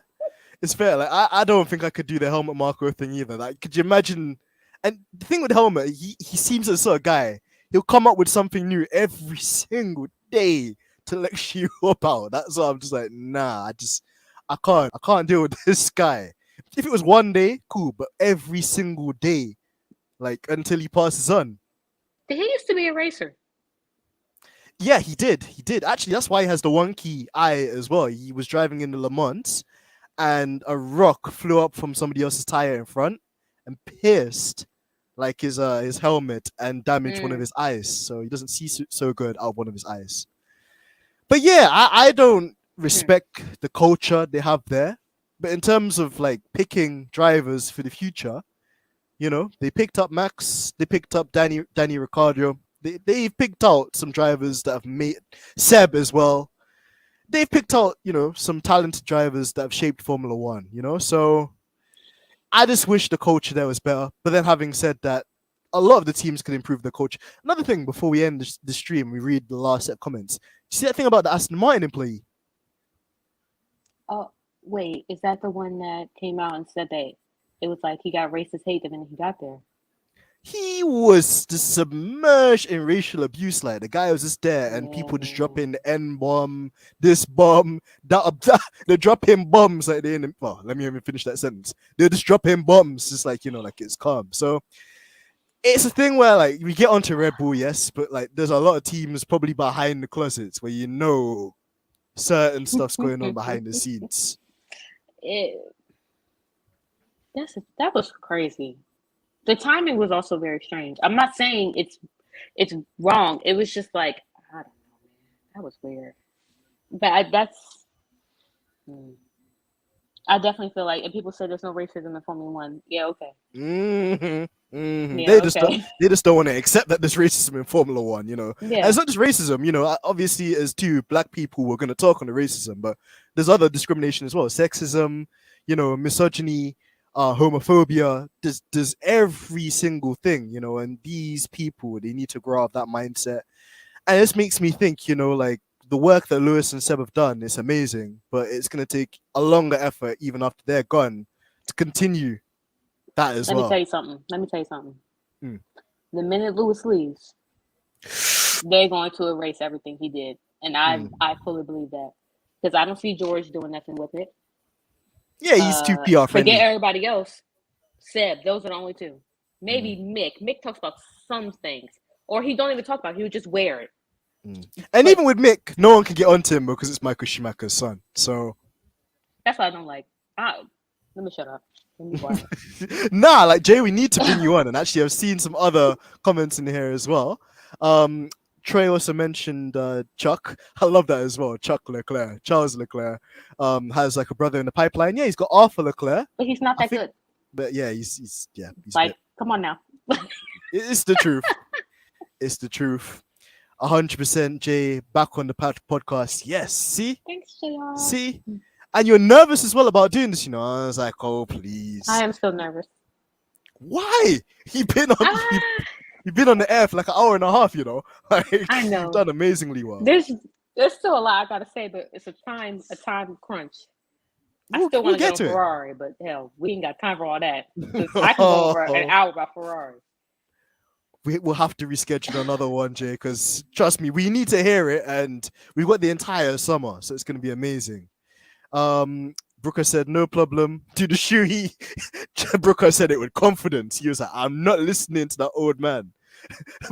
I can't be lectured." Listen, same here, same here. I couldn't think of anything worse. Troy is clapping. See, Jess, done amazingly well. Done amazingly well. And Marco be like, "This man's thinking of his holiday, bro. I'm thinking about dinner and a beer." Exactly. Exactly. I would not want to be like one of Helmut Marko's children, or just like near Helmut Marko for more than a couple of hours. I think my tolerance for him would just like decline, just as the time evaporated. So That whole yeah, culture at Red Bull is just. I don't there's work to be understand. done. There's work to be done. But again, Jay, it makes me want to ask you the question: do you think they even care? Do you think they will even want to join? Because we've seen them, and even like Williams. Williams are refusing to form part of Lewis Hamilton's pledge, his diversity pledge as well. They're refusing to like get on board with it. So, You remember what I said about the show The Boys, of how they have a mhm, demographic that they don't care for, and when they don't, they want to attract more. I don't think they care. mm. I don't think they care, and they only signed Lewis's to be part of his initiative, Just to shut just people up. so be like, oh, look, guys, we're We, not we racist. exactly. We This is signed what it. we We're did. not like Williams. We did it. Mhm. And but then you have Marco saying something that's completely against the statement, your copy paste statement that you just said 2 weeks ago. It just, Exactly. I don't think they care. Mm. Williams, That's the thing as well, long Jay. may continue. Law exactly what they're just drowning at the moment. It doesn't really seem like it's going to improve. But that's another thing as well, Jay. Like, should we even hold teams like that to a high standard if we know that that's just the way they are? Because the thing for me, Jay, is like when I see the stuff, it just doesn't surprise me. And it's like people talk about it, and you see hot debates happening about it, and I'm like, cool. But I'm just like, yeah, just whatever. Just like, That's why it's in between, like, we're not surprised, so we shouldn't care, and it shouldn't be that way. mm, There's the camera. It shouldn't be that way. So I'm not surprised. I mean, I don't respect them whatsoever, so that's why I don't care to speak about them. That's why I mm, barely give their drivers any time of the day, because I mm, don't care for them. They represent their team. Push it aside. mm, Now, if Mercedes was to do something like that, I will look at them sideways because I'm like, I expect more from you. mm, You have Lewis, Sir Lewis, and I mm. wish people would get it right. He's a Sir, respected, Sir Lewis. Um, I don't know. I would look at Mercedes sideways if they were to do these things. So I'm not surprised by them. Mm. That's the thing. It's sad that we live in a world where people still have these mindsets, but at the same time, it's like a good thing. My one of my school teachers used to say is like, you can take the horse to water, you can't force it to drink. Like, there's just certain people you can't change them. What you can do is educate people, and I think having these conversations, it's an eye opener for a lot of people, and we all live in different parts of the world. A lot of the people that tune in, I've never met them in real life. It's just been like online interaction, so Mm-hmm. it's good that we have this community and we have different people, different backgrounds, and we're able to kind of take from each other and learn as well. Amen. Lewis, let me say, Lewis is better than me. Sir Lewis is better than me. I'm not going to keep repeating certain things. Mm, You got one chance for me to say it once. mm, Twice, I'm going to have to be so nice about it. Third time, I'm not wasting my time. He's better than me. mm. So, Formula One, man, listen, I hope they go obsolete in a couple of years because they don't. That's the thing as well. Like, I know we keep prolonging this conversation, but it's just like it's interesting because there's so many different things that come to mind. It's like, what will the sport be like when Seb retires? What will the sport be like when Lewis retires? What would the sport be like? I know that we give the guy a lot of slack. What will it be like when Alonso retires? Like, and that generation of drivers, they're gone. You Like, know what? As much as I don't like Alonso, he cracks me up sometimes. he's Like when you funny. hear about when he keeps bringing up Canada and he got the penalty, but Leclerc didn't get one at Silverstone, and he keeps bringing that up. It's so funny to me, and it's just like that's why they keep giving you penalties because you keep going back at them. But the sport, I've noticed this. So they're trying to find someone to replace Lewis. It's not going to happen. Lewis he just is. Um, and they're trying to do it with Verstappen, which they're not going to do because he already really doesn't care to talk to the media like that. And I think they try to do it with Lando, but he comes off just very Abrasive. And you know what? rude at times. To be fair, when Lewis was at McLaren as well, like you could tell he didn't trust people, and some of the responses were very I short and wouldn't trust them direct either. and snappy. So I don't know if it's that with Lando, or I don't know if it's just that's just his thing. Like he's a bit of I don't care what anyone he says. That guy is an introvert, and you can see that when he's not at the track, the guy probably just locks himself in the bedroom and plays on his simulator. Probably like me, So when he's forced to do all these media things, you could see that he probably plays into it a bit.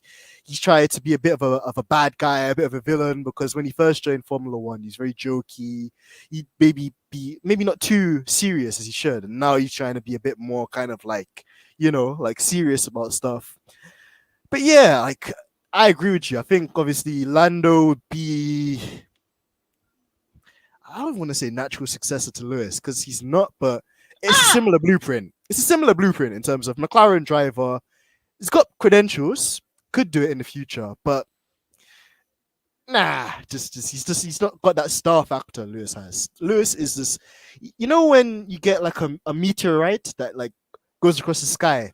It happens like once every like 100 years. I think that's Lewis. He's just one of a kind. And like I know that we're a very Lewis friendly channel here, but you get that. You get that with drivers like Ayrton Senna. You get that with drivers like Michael, for example. They're just brilliant, and they're brilliant not only on the track, off the track as well. In terms of what they do for fans, what they do for the world, what they do for people. I don't know. I just feel like Formula One is trying to prop up certain drivers to, like I said, take Lewis's place when he leaves, and so they can tap into the American market and bring all these fans. It's not going to happen, and I think Mercedes knows that as well. Like once Lewis leaves, they're going to lose a lot of fans, or they're just going to be like, we're just Casual. Here. Yeah. Yeah. Oh, we're just here, which is what Formula One wants. I don't know. I feel like the more they try to push people to like certain drivers, the less they're going to like them. Like before I actually started looking more into the drivers, I quite liked Verstappen. I kind of liked all of them, to be honest. But then the more I looked into some, I'm just like, why'd you say that? You're a bit of a next. And they all just start getting crossed off my list. So the sport is going to look with these drivers, it's not going to be a place for people like us. So I don't know, man. That's what I think Lewis is trying, but you see what they're There's only so much now. you can do. There's only so much you can do. They're trying to do now. They're trying to get rid of him now. So true, and he's one guy. To even think, Jay, about the platform he's built for the future, and he's one man. Like it's incredible, but you can't do it on your own. Like they need Lewis. Lewis doesn't need them. true. He's Yeah, got the more sport followers will than him. continue. The sport, Mm, yes, which is crazy. The mm, sport will continue, but it mm, just won't be as exciting. Like mm. when it was just Red Bull and Ferrari in the beginning, and all you hear was, "This is so respectful. This is great." This it was so boring. So it was only when Mercedes was like, "Oh, we're coming." That's Mm. when it started to get interesting. Now I wish it was other teams coming up there because I trust more teams than I trust Red Bull, and I really don't trust Ferrari to be honest. Mm. But I don't know. I just feel like the sport is just gonna be nothing without them, without Lewis. So I don't It, know. it's a sad prospect, isn't it? Because it's just, yeah, it's one of those ones. But we're not gonna leave this episode on a sad note, Jay. We can't do that. So I ain't no, never but said about a sport that don't care about me. So yeah, hey.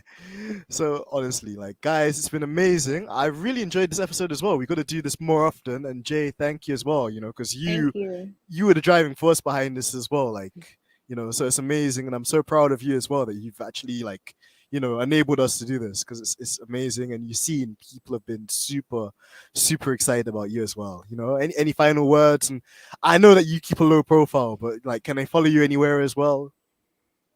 Absolutely not. I don't God have any form of social media. damn, moving like Uncle Seb.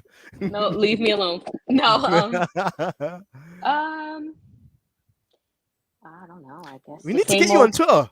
We need to get you on Twitter. That's the next. I We got want you on the podcast. nothing to do with that dark hole. So Oh man. I'm good. I'm good. Just watching old videos back and Mhm. I guess the same old what Lewis has said. Have a blessed day. You can all agree to disagree. Mike, um, Jeez. Jr., Georgina, Trey, I Brooker. think Brooker. Thank you all so much, and I enjoyed this things. Thank you. Nah, nah, it's been amazing. It's been really cool. Brooker said, I just want to see a yellow car in F1 again. Trying to remember the last yellow car. I think the last yellow car in Renault. F1. Well, they had Yeah. yellow on their car. I was thinking more Jordan. I know Oh, that's this is before probably me. yeah, but they had I'll send you delivery afterwards. Like Ed, there was a guy called Eddie Jordan, cool kind of business kind of guy, Irish, had his own team, and like his team was like yellow and had like oh yeah, the delivery was pretty cool. I'll send it to you after. But yeah, just a yellow car in F1. I think it's needed. I definitely think it's needed. But yeah, Renault will probably be the next one. Nia, hello, Nia, man. Like, what? Oh, it's good that you joined us, even though it's right at the end. But Nia, thank you so much as well. This is lovely to see you in here as well. I have a Nia, question. Do you think Ricardo's going to go back to Alpine if the rumors are true? um, likely because where else is he gonna go? He can't get.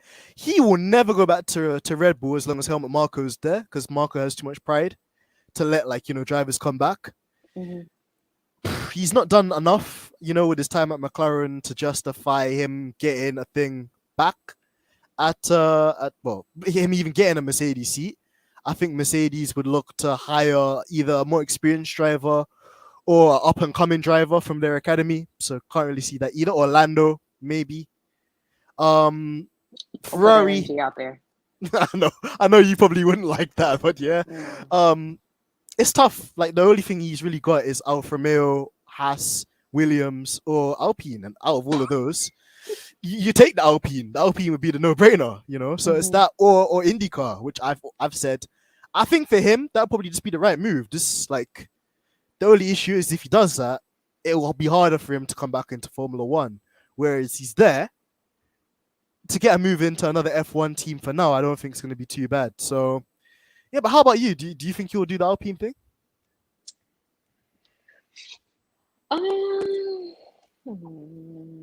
I mean, if the rumors are true, they said that he contacted. I don't believe everybody, to be honest. I don't believe these people. But they said he contacted Otwan. That's if they let him back. I can see him back there because it seems like that car might have fit him more. It Mhm. definitely looked like it's closer to the Red Bull and style of his driving than the McLaren. The McLaren has its own mind, like the Mercedes. So I definitely could see him back there. Now, if Ocon, you see how he was with Perez.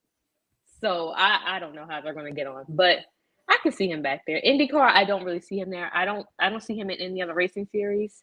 If Mm, he's, I think if he thinks like if I can't drive in Formula One, I'm not going to do it at all. I'm going to be finished. mm. So Yeah, and kind of.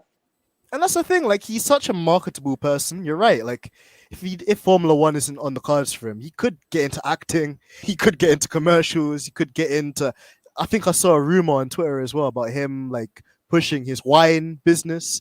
He doesn't really seem like a Yeah. wine guy either. I always thought he'd be into He's beer. been doing this for like a couple of years though, like that wine. He has like his own clothing, and I think he's doing something else. I read somewhere that he's doing like some type of show in America too, and I'm just like, what? Maybe he's setting himself up for when he's finished. Maybe he knows something's going on. I think Mm. he said his last time moving a team was just to be in McLaren. That was going to be it. So maybe this is his last season. Who knows? Mm. One of those things, like, and that's like it's kind of sad because I wouldn't want to. I wouldn't want him to leave in these conditions. I want him to leave on his own steam. But you're right, there's obviously a life outside of Formula One, and Mm-hmm. he's won multiple. There's some people, Jay, like they come to Formula One, they barely get a race win. For example, Science, so for Daniel Ricciardo to be in a position where Science. he's got multiple race wins, I respect it, and although he's not had a great time at McLaren, he's still actually. We're talking about race wins. He won at McLaren. He's done the one thing Lando hasn't done. Their last So, winner. They treat him like this. I mean, it was only one. and I that didn't was even realize he circumstantial. didn't get any other. Yeah. That was Like I very didn't realize he circumstantial. didn't get any other podiums besides that win. That's ridiculous. Mm. But it bought him credit because if had it not been for that, He would have been out. He would have been gone. Eesh. I don't know. Yeah, he isn't getting the job done, but like I said, there's definitely things going on behind the scenes with his car. His car, I don't know what that McLaren is. Yeah, it's and this is the thing as well. Like for them and Ferrari had been at kind of the same level over the last couple of years. Ferrari have got the car worked out. It's just the strategy, which you can change. You can improve that. But at McLaren now, it's just Does yeah. Ferrari have the car It's- worked out? You know what I still think it's the read? first car.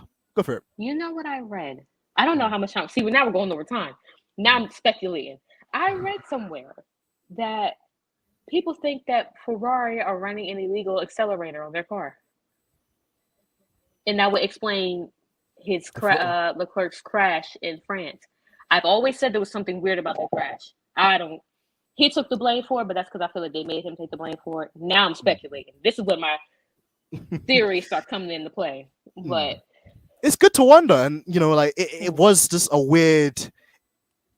You couldn't explain it, but in a way, I actually just think it was driver error too, because Ferrari had let Red Bull undercut them, which is the strategy blunder. Then they didn't react to the undercut, so they left Charles out there vulnerable, like basically naked, no protection. And I just feel that Charles is just trying to overdrive the car, try and just basically. no. You know who you sound like? You sound like Anik. Aye, Anik was making don't do me, that day. don't do me, don't do me. He was like making that, too many Jess. excuses that day, and I could not believe what I was hearing. But you know what though, Jess? Like it wouldn't put like Charles. He has that kind of thing in him to like that howler gene. We've seen it. Remember that qualifying in Baku, where he's gonna get pole, and then he absolutely trashed it into the castle section. I'm an idiot. Remember as well in Monaco when the guy got pole. He already had pole at Monaco last year. Then he absolutely bins it through the chicane, the swimming pool section. Then again, You in don't Turkey, think that was intentional? Nah, obviously, well, the thing as well, the reason why I say it wasn't intentional is it worked against him in the end because then he wasn't able to participate in the race. So I just think he has that howler gene. He has that like I know on Quick Stop they call it the bozo gene. He's got that kind of like defective gene where he can just have an absolute split, like literally split second moment of madness. Again, another one I'll remind you of 2020 Turkey. Remember when he was in second place and it was him, Sergio Perez, and Vettel?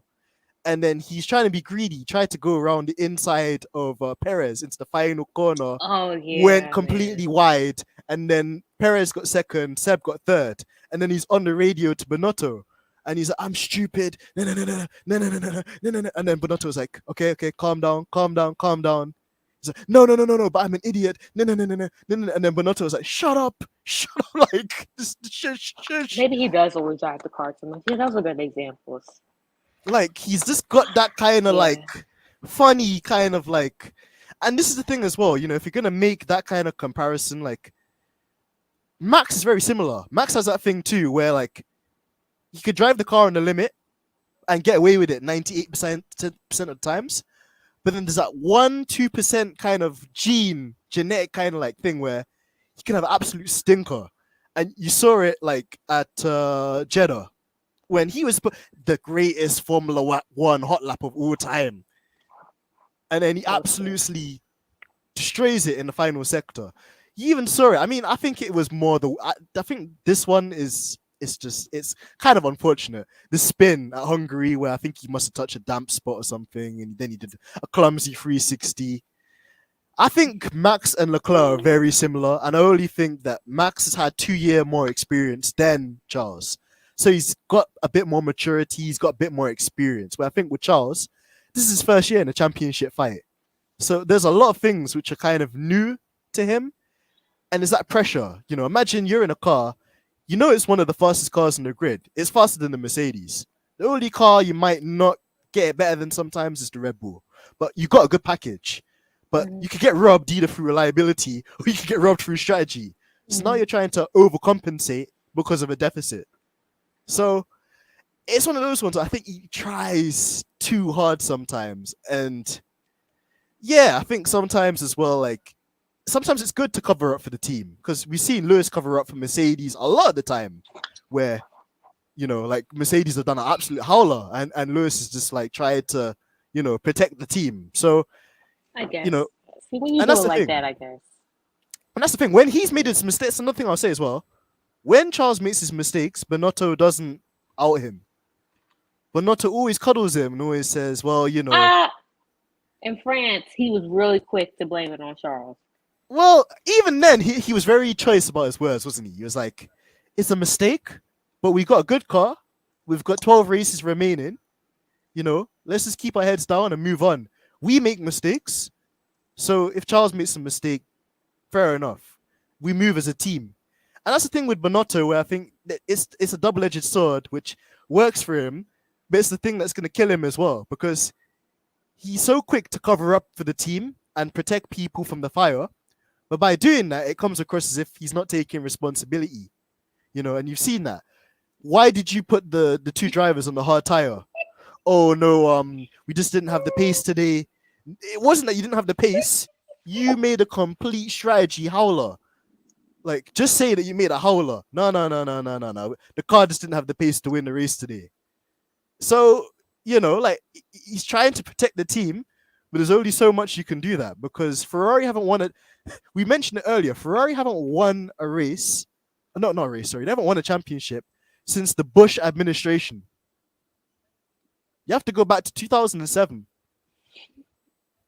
You know how that and they is. shouldn't even won that season. McLaren, There we go.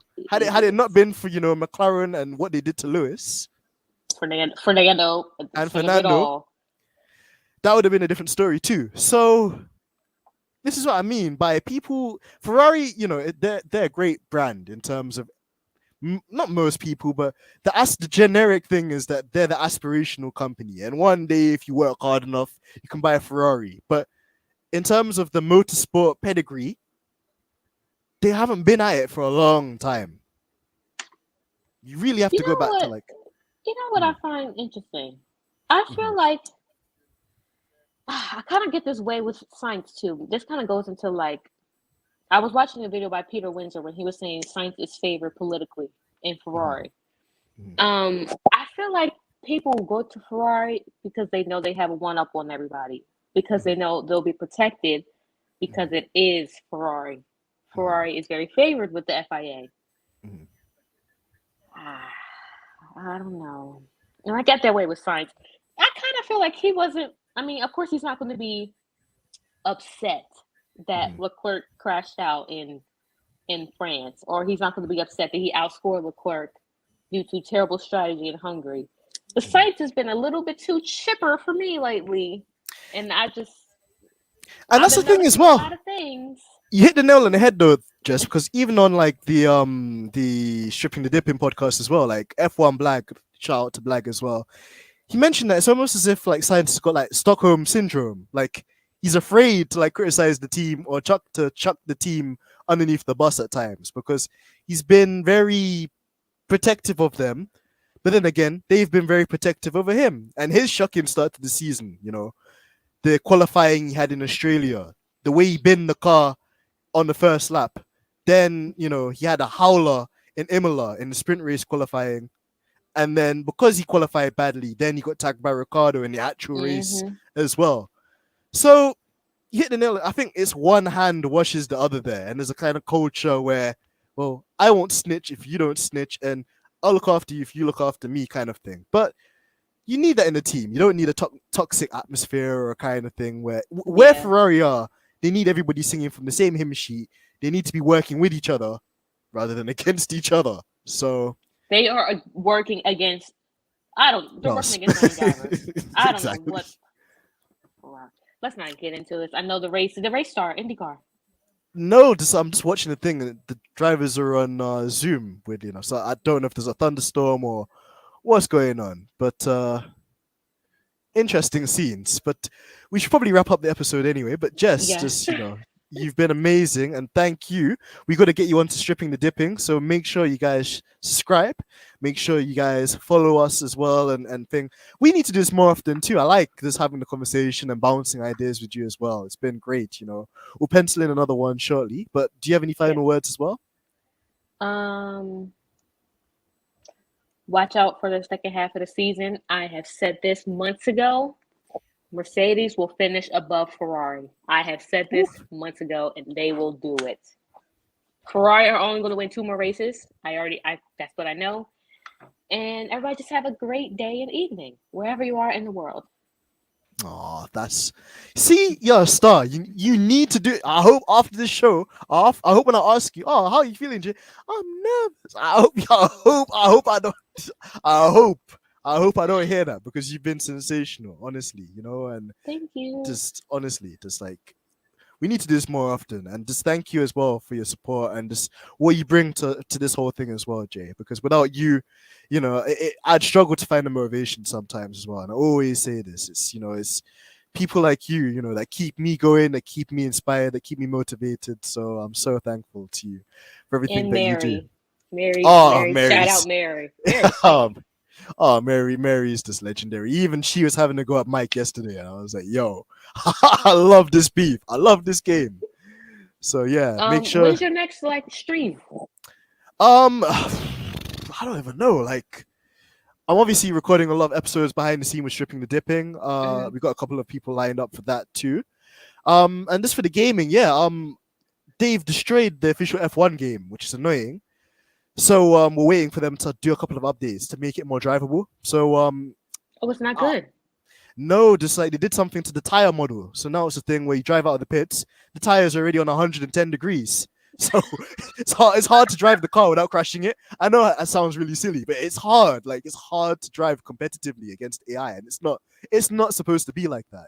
Everybody in the community in the gaming scene is talking about Codemasters, which is the developer of the F1 game, getting that wrong. So I thought they sold it to EA. I thought they were in charge of it now. well, EA is the publisher, so EA have their own influence and Um. stuff like that too. And there's a lot of virtual currency and just they Oh have gosh. EA the game, no pun intended there. But it's still Codemasters that do the development and the patches and the physics Mm. and all of the kind of chores. So it's just not a nice Mike. I can't even get Mike to do the co-op thing with me for the Williams career mode we're doing because he's just like, mate, this game sucks, and I just feel like I'm embarrassing myself. Whereas for me, I want to be competitive, but even if I'm not competitive, I just use it as an opportunity to just like catch up with you guys anyway. But Yeah.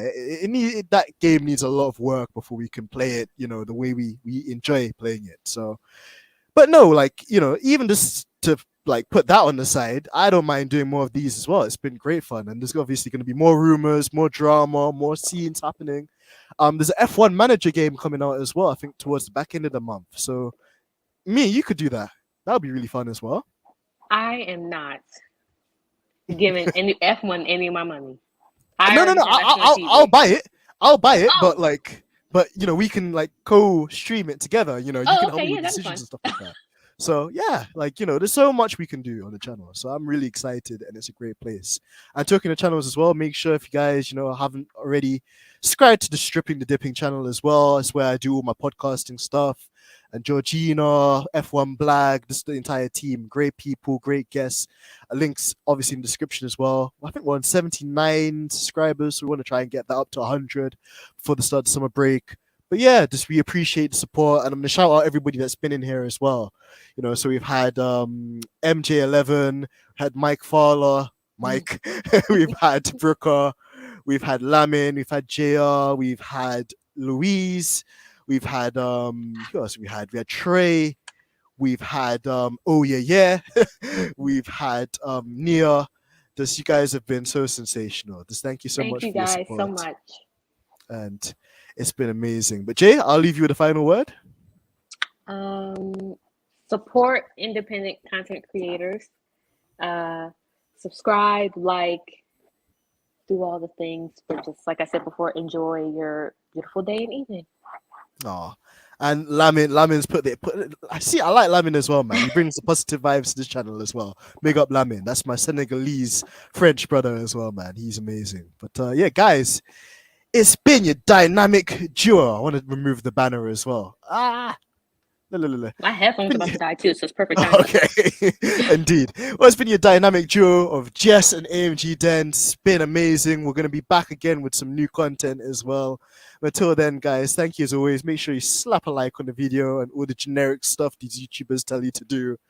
And until next time, peace.